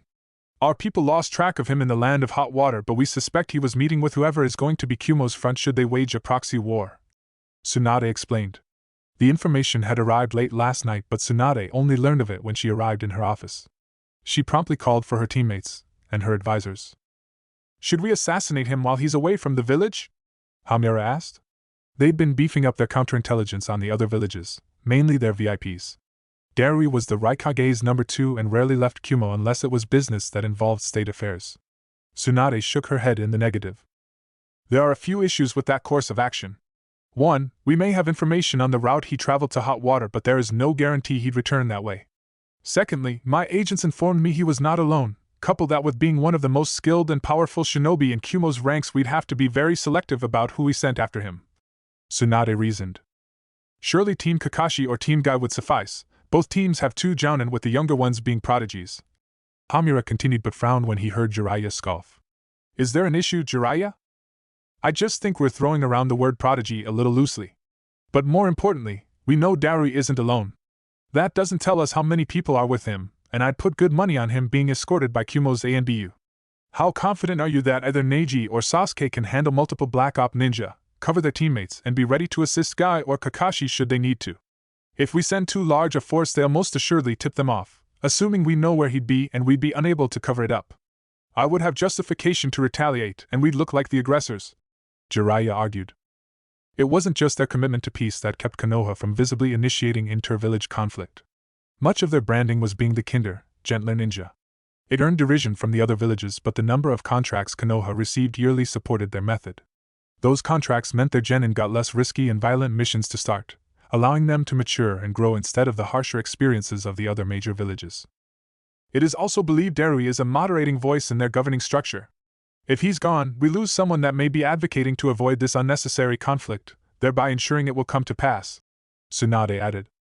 This does seem to support the idea that I is looking for a smaller village to do his dirty work, Koharu interjected. The question is, which one? Claw and Fawn can be ruled out as if either diverted attention to Odo the other would attack them, Hamura stated. Not Taki, not since Team 7 saved that cowardly leader. Though they didn't exactly ingratiate themselves, so maybe we could do something to firm up that relationship, Koharu continued. Do you have any ideas? Tsunade questioned. Well, we have a highly trained Jinchuriki, maybe he could share some tips with their own, Koharu suggested. It'd be a show of good faith. I'll draw up the offer today and inform Naruto if Taki agrees. Now I doubt it's Kusa, but Jiraiya, if you have the resources, have your network pay attention to them. Tsunade ordered. Sure, I'll get right on it. Just another gift of Orochi's misadventures while in Nuke. I figured the gallant Jiraiya would commend me for rescuing a young girl from being sucked dry. Or is that, like almost everything that comes out of your mouth, complete self-aggrandizing nonsense? Not to mention, she is Naruto-kun's clansman. You didn't have to kill her entire team. Jiraiya pointed out, not even annoyed at her barb. I don't have to do a lot of things I do, but it was faster than negotiation and she wanted to leave, so it all worked out. Okay, enough you two. We can be reasonably sure Ame won't help. Konan-san may not like us, but I doubt she avoided an invasion just to start a war. Could I have formed a coalition of smaller villages? Hamura asked. He doesn't strike me as one for diplomacy, if sensei is to be believed. Finding a village with an existing grudge is one thing, but bringing others along for a shared vision? I doubt it. His ninja are conditioned to put up with him, but I can't see others following suit. The Godaima answered. The meeting continued for a time until Tsunade called an end. There wasn't much to take away from it except for how much the parties involved didn't know, something none were overly comfortable with. As the advisors departed, Orochi was held back at Tsunade's request.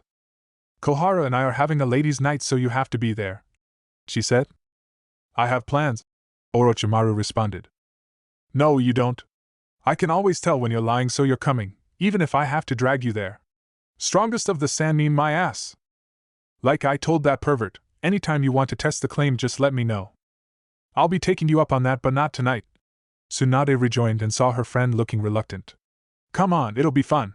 You can invite Enko if you want. Fine, but I am not drinking, Orochimaru said, causing Tsunade to snicker. The snake Sannin did not handle alcohol well, and the last Senju always found it adorable. We'll see, Tsunade whispered as her oldest friend departed, looking forward to getting her sloppy drunk and then prying details about her new relationship out of her. So, Mokutan? The lazy Nara air drawled. His most troublesome teammate informed him of the fruits of his training trip, and Shikamaru almost walked off at the absurdity of it all, especially when Shino relayed how he discovered Naruto's ability with the most vaunted nature release in the entire village. The three laid underneath the early morning sun at their team training ground. Created an apple tree? Shika said, words dripping with skepticism. To impress your new girlfriend? Who is Orochimaru of the Sannin? You knew I had feelings for her before I left, dummy, Naruto retorted. I thought it was one-sided, a crush. Besides, she stabbed you. That was a misunderstanding. She threatened to kill Mai and Shino's entire clan, Shikamaru continued. She was just playing. Shikamaru ignored that asinine response. And you're happy? We just started dating, Shika, but yeah. Fine, I approve. Oh, no warnings of her dastardly evil plans? Nope, however, my acceptance comes with a price. You're my friend, bastard. No, it doesn't. It does. She knows as well, and because you're our friend, you'll do it without complaint. Naruto propped himself up on his elbows as he stared at his friend, curious what the pineapple-haired boy could want. Shikamaru never took his eyes off the few clouds that could be found in the sky, but he felt Naruto's gaze. He decided to drag the weight on for a bit, just to mess with his teammate. You're going to host a party tonight. Team Asuma, Team Kakashi, and Team Guy will be in attendance. Maybe a few others. Ha, nope, Naruto said emphatically. No complaining was a condition, Naruto, Shino chimed in. I haven't complained, I just denied the request, the Uzumaki corrected. Troublesome, how are you going to be Hokage if you aren't even known by your own generation, Naruto? You need to start building a reputation and connections, Shikamaru started. Or if you don't want to do that, then just tell everyone the fourth is your father. How did you figure it out? Naruto asked, and he saw both his teammates smirk. With great effort and even greater care, was Shino's reply. It wasn't easy, you two look more alike now than you did before you left. My question is, why didn't you tell us? I'll answer your question with a question, Shika. What was your first response when you confirmed the Yondaime was my father? Shikamaru didn't answer, but the grimace Naruto saw on his face was all he needed. That explains it. Or something to that effect, right? Naruto asked, rhetorically. I was already under one shadow. I didn't want to be under another, and I didn't want people thinking all my effort was basically worthless when compared to the obvious genius I inherited. It's bullshit, and even you, knowing me better than almost anyone, couldn't help yourself, Naruto said, looking at the sky. I don't still believe that, Naruto, Shikamaru defended. I didn't suspect you did, but not everyone is you. If my abilities aren't attributed to the QB, then they will be laid at the feet of my father's legacy. I respect him, but not so much I want him given credit for my hard work. Especially when you want to surpass him, Shino added, and Naruto nodded. Exactly. All the more reason to extend your network. If you will not have the benefit of legacy, then you have to become more visible, the Aburame heir concluded. Fine. I'm assuming you spoke with Tayuya and Karen about this, right? I don't want them surprised by this, it's their house too. Yes, I spoke with Tayuya and Karen and they consented. Ugh, alright. What do I need to do? Get the food, set up your backyard. Do you have a grill? I can get one. Intending to experiment with his steel release to make one. Please do, Choji will man it. You will also need to come to terms with Team Guy, Shino added. I've come to terms, I'm not the one with the problem. And can you not see why they would have one? Shikamaru questioned. You didn't have to do what you did, you had other ways to beat Lee and Neji. I gave them a chance to concede. Neither of them took it, so how am I responsible for their refusal? To acknowledge you. Because that's what it was about. 2 more Konoha ninja that couldn't give you your due, so you had to punish them for it. Punish them in ways you wouldn't be allowed to otherwise. When did you become a Yamanaka? Naruto asked, and while he tried to hide it, both Shino and Shika heard the anger in his voice. Troublesome. Before you fly off the handle, I'm not saying you have to apologize. What you did was justifiable, even merciful to enemy ninja. They were competitors, not enemies, and that's the difference. And if you just wanted to be a career jounin, it wouldn't matter, but you want more. People will fear you, Naruto, unless you give them a reason not to. People feared me long before I'd given them a reason to. Point of fact, they feared the QB. That fear has waned, but if it becomes necessary for you to demonstrate your abilities, those who have alienated you may expect and dread reprisals for their previous behavior. Shino interjected. What am I supposed to do? Shake babies and kiss hands? Just let the rest of the village get to know the extreme pain in the ass we've come to tolerate. That hurt, Shino. Kurenai-sensei did call you her problem child. Chika offered as support. She just said that because I'm her favorite, Naruto countered. I think it's pretty obvious I would be her favorite. Why? Because I am even-tempered, reasonably hard-working, and low-maintenance. Troublesome, it would be me. I'm the most naturally inclined toward her specialization. I don't get into stupid competitions, nor do I buzz like a low-powered vibrator. You familiar with the sound and various power levels of a lot of vibrators, Shika? I'd imagine he would be. Why? Sex would be too troublesome, Shino observed, causing Shikamaru to gain a look of annoyance as Naruto laughed. Asshole, Shikamaru said, though there was no real heat to it. All right, enough about Shika's sexual inadequacies, gentlemen. We came here to train, so let's get wild, Naruto said enthusiastically, doing a handspring to return to his feet. If we run, would he follow us? Shikamaru whispered to Shino. Like a hound on a scent, Shino replied. I wouldn't have to, you bums. I've already tagged you both. Now, let's get after it. Anoki, the longest-serving Kage in the history of the Hidden Villages, was currently having a staring contest with his granddaughter. She often proclaimed she'd replace him one day, and he didn't doubt her potential as a kunoichi. It was her distaste for other considerations that gave him pause. But if she wanted to lead his village, he'd drag her along kicking and screaming. This was one such attempt, a strategy session. He needed to come to a decision regarding Konoha soon and felt it was the perfect situation to teach his granddaughter how a Kage must think. Well? The aged Sasuke asked. I say we stay out of it, let the tree huggers fend for themselves. And if they should lose? Better yet, if Konoha should fall, what then? Then they are gone and we'd have had no hand in it. And besides Konoha separating us, what would make Kumo and Iiwa allies? You think they'd attack us after defeating Konoha? Kurotuski asked. I think if they were to claim that significant of a victory, we'd be foolish not to prepare. That still isn't enough reason to ally with Konoha. It's not like we'd get much out of it, it's just a mutual protection deal. Not even a trade agreement. Kurotuski answered, but scowled when she saw her grandfather shake his head in disappointment. She hated when the old man did that. An agreement of mutual protection is a trade deal. If any citizen from the land of earth or fire were to be attacked while traveling to the other nation, but villages would have the license to act, including merchants. As it is now, those that would risk traveling between our nations are not enjoying the joint protections, and therefore there is very little trade. Then join them. But Kumo has the strongest military force, the most ninja per capita, and the highest military spending of the major villages. Who knows what kind of developments they are making, what kind of breakthroughs they may share with an ally or use against an enemy. Then don't join Konoha and join Kumo. There is also Suna to consider.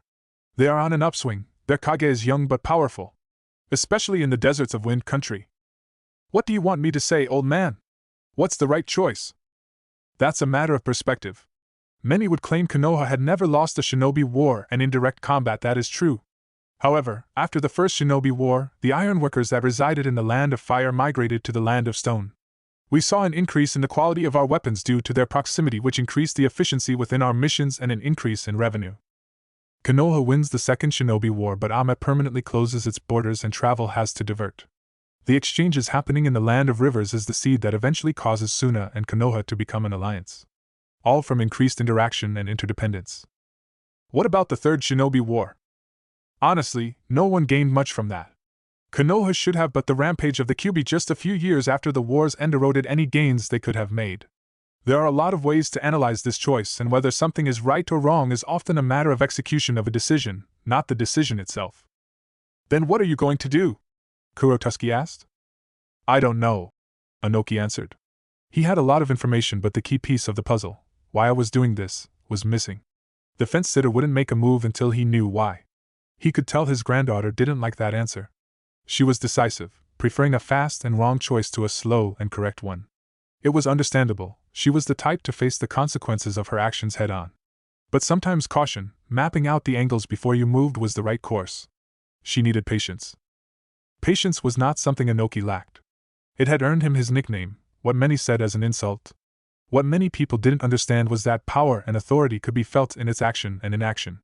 By delaying a formal agreement with Konoha, Kumo was given the chance to make a counter-offer.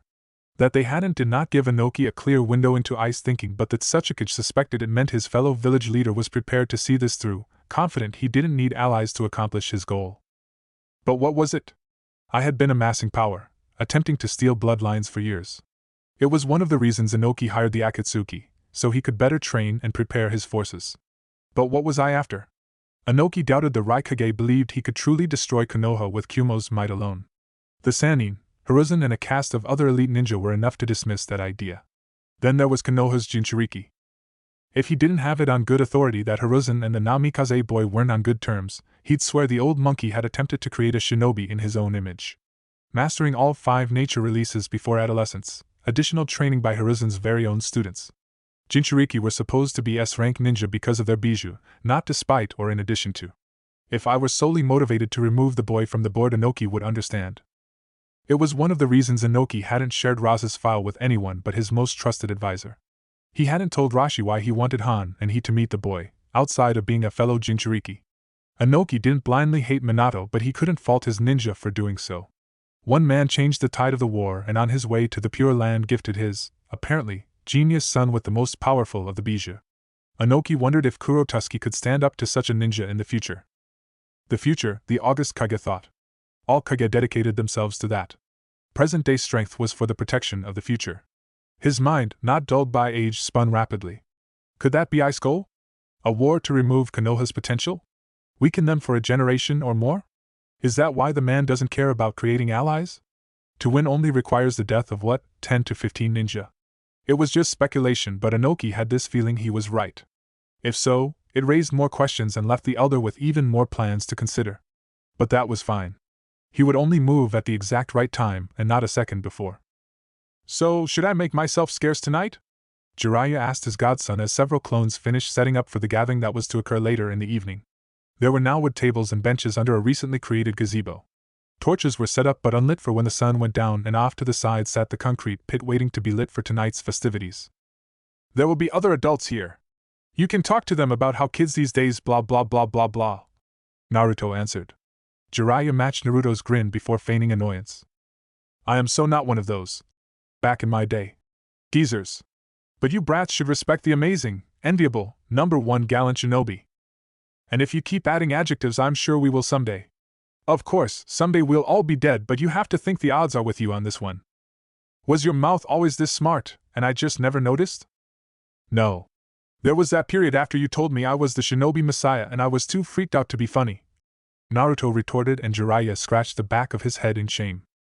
Oh yeah. Enough of that, perv. I made my peace with it, Naruto admonished after seeing Jiraiya become sullen. Oi, stump! Naruto heard Taiya call, not that it had been necessary. You ever get tired of her calling you that? Jiraiya asked. Yes, but I really don't want to encourage her to get creative, Naruto answered as they walked toward their just-arrived guests. Shika and Shino had arrived with Ino and Choji. Naruto smiled as he approached the group. Hey guys! Welcome to my home, he greeted as he slipped into host mode. Across the village, several of the Leaf's most prominent women sat around a rectangular table. Sake, tea and snacks were available as they watched the last of their party settle in. Kurenai sat down and an attendant prepared her tea and then exited. It is so lovely to see you all here again, Koharu offered, as she was the hostess of this gathering. She was transitioning out of public life, not that she minded. Tsunade had Jiraiya and Orochi to advise her, Shizen to temper her. It was long past time to allow the younger generations to come fully into their own. But she still had a lifetime of wisdom to share, so these gatherings were meant to make the generation after Tsunade's comfortable enough to seek her out should they desire to do so. She also hoped they would continue the tradition. Thank you for hosting us, Koharu-sama, Shizen replied, selecting tea over alcohol but knowing her teacher would do the opposite. Yeah, enough of this formal stuff. I'm here to relax, Tsunade cut in. Enko snickered at the Godaime's brashness. Kurenai smiled politely, but Yugao and Orochi had no outward reaction. If Mito-sama could see how boorish you behave, she'd cane you, Tsunade-chan, Koharu responded. Don't be like that, I have to be formal all day, Tsunade complained. Kukuku, so much easier when you could just punch everything, Orochimaru observed. Exactly, Tsunade brightened as she answered. Koharu simply sighed and decided to move along. Kurenai, how are you, dear? Just really ready to not be pregnant anymore, honestly. If it isn't being as big as a house, it's all the people that hover over me like I'm made of glass. Asuma? Enko asked. Him and my boys, well, Shino and Shikamaru. I wouldn't be surprised if I had a panther summons watching me and I just don't know it, as well, the Genjutsu mistress said. It was voiced as a complaint, but no one missed the fond smile she donned. You settled on a name? Yugao asked. Mirai Sarutobi, said Kurenai and got a round of approving words from most of the party, all but Orochimaru. The snake Sannin hadn't thought much about giving birth, not since she aborted her baby. However, that was before Naruto. She knew one of his drives was to have a family, and she wouldn't deny him that. In truth, if the two kept going how they were, she'd be pregnant sooner rather than later. One could forgive Naruto for being lax, as her supposed physical age would put her past any concerns about conception. However, that wasn't the reality, and she was fully capable of conceiving a child. Sensei? Enko called out, breaking Orochi from her thoughts. Where'd you go? Tsunade asked. The smug look on her face suggested the question was rhetorical. Wherever it was doesn't matter, you're falling behind, so drink up. The Sannin rolled her eyes at her former teammate as she took a saucer to her lips, downing the liquid contained therein. Happy? Ecstatic.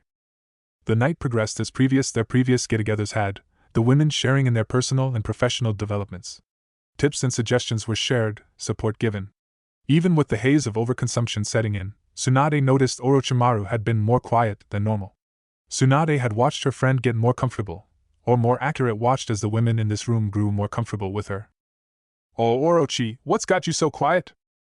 Concocting a plot to harvest your souls, the Sannin answered and laughed at the looks being sent her way. Looks that couldn't dismiss her words outright but were betting she wasn't being serious.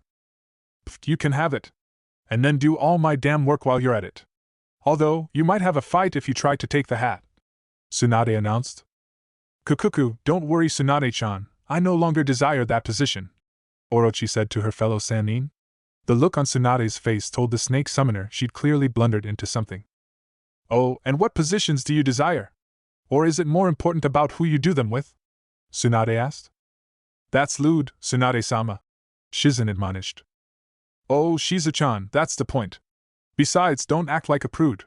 I know those extra long lunches you take aren't because you like to savor your food.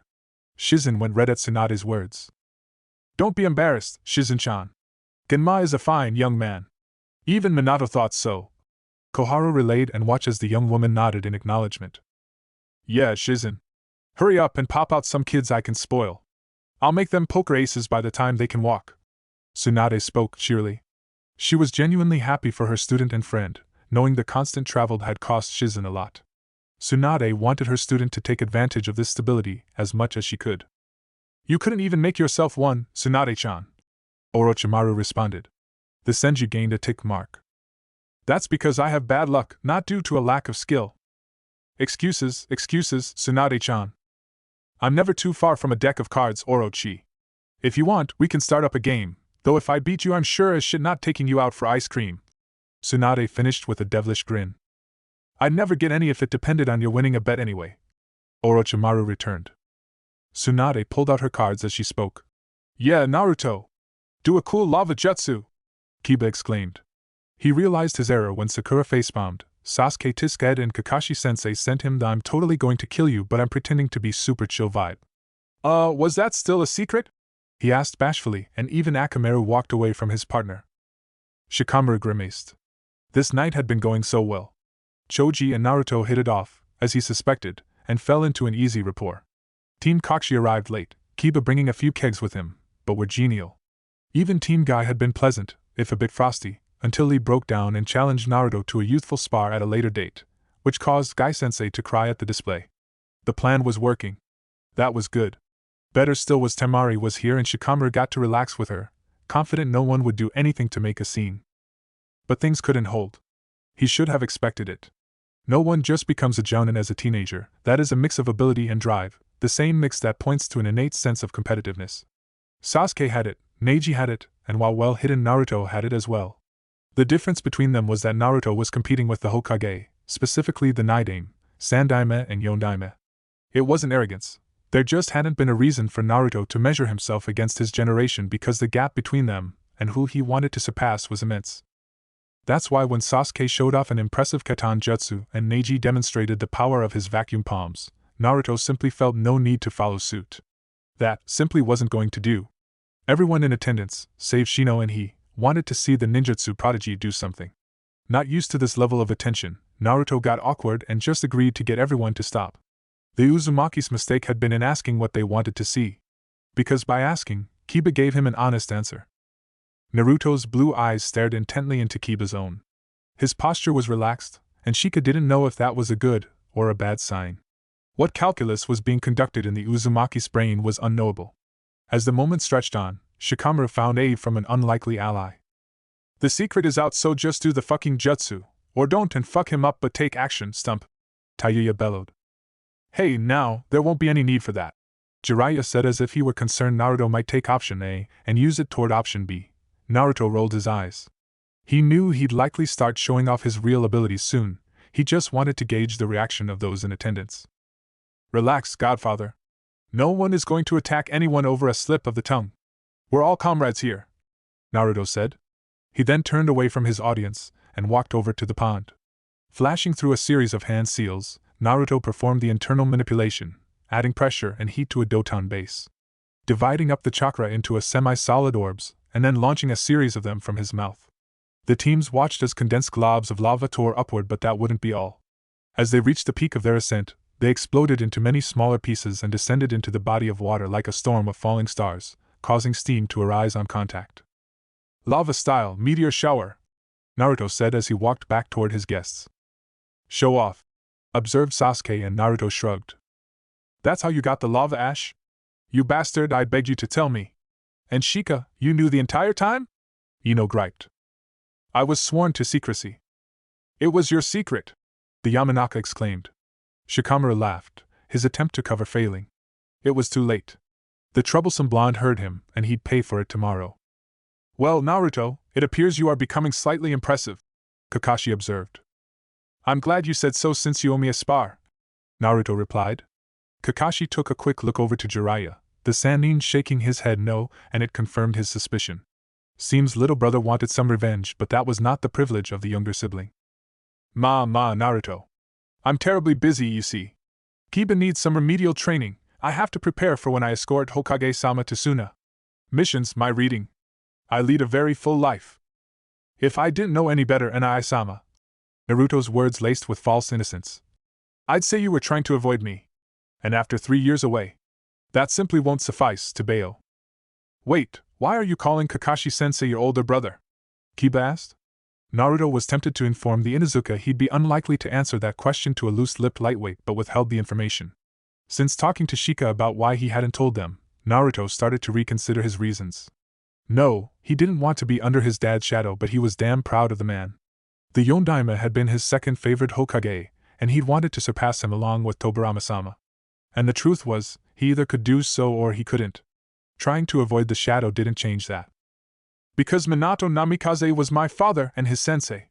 He saw the skeptical looks from those around him, except Temari. Naruto assumed Baki-san or Gaara told her at some point.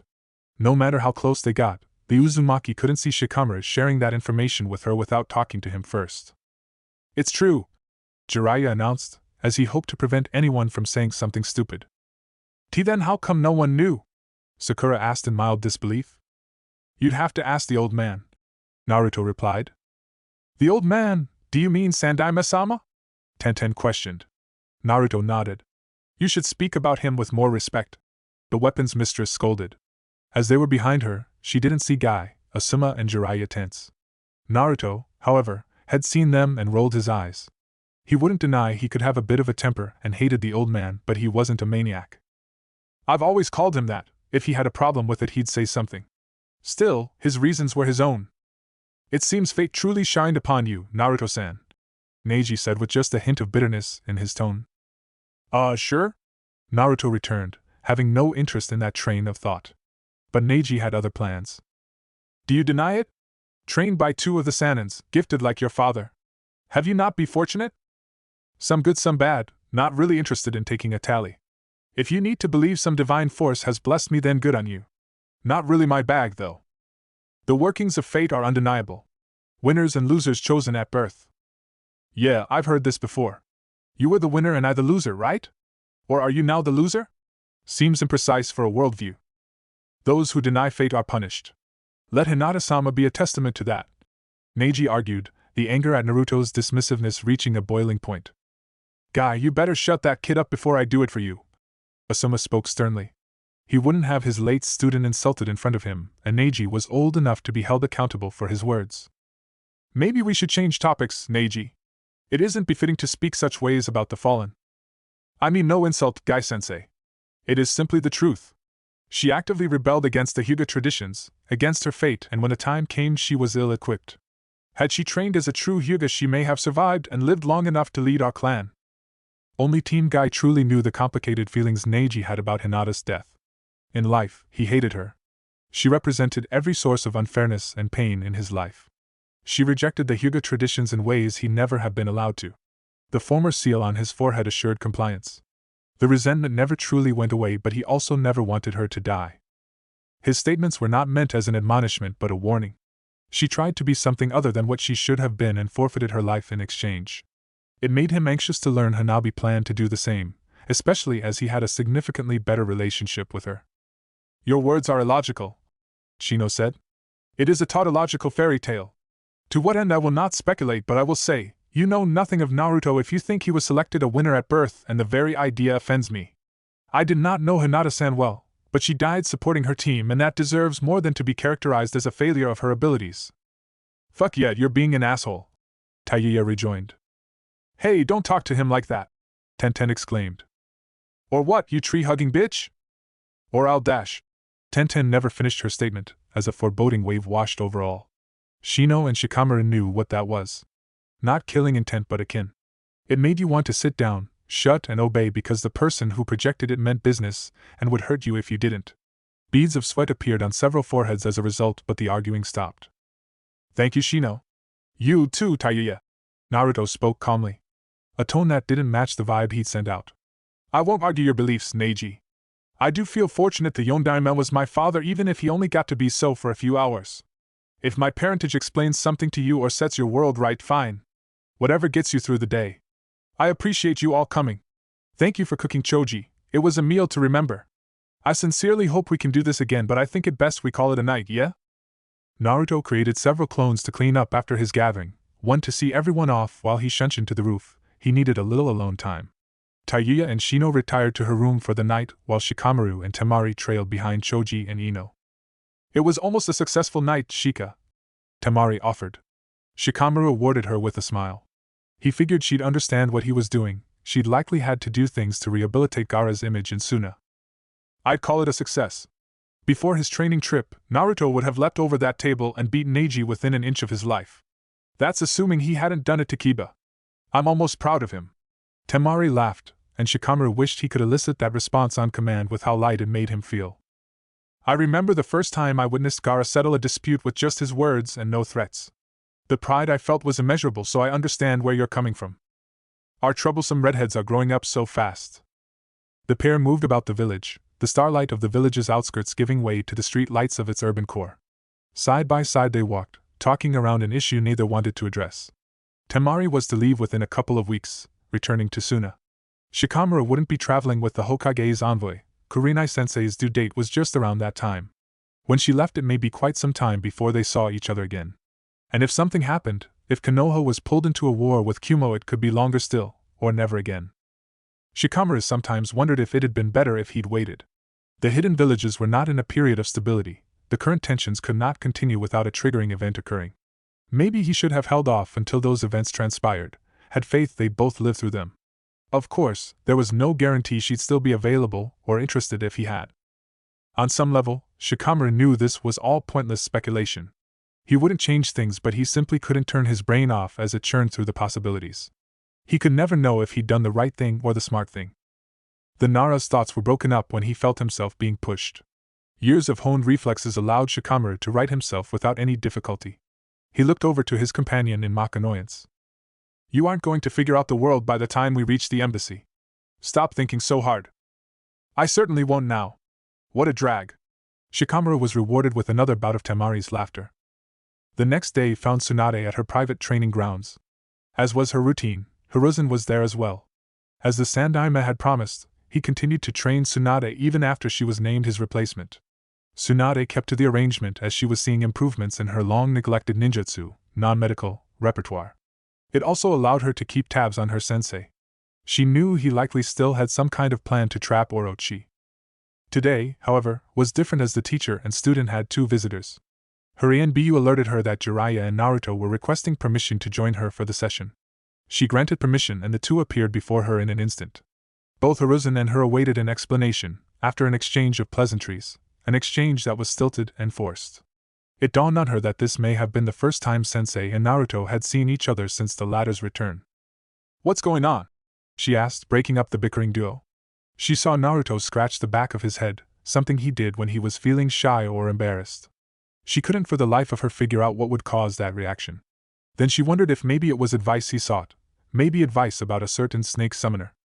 Just tell her, kid, Jiraiya said.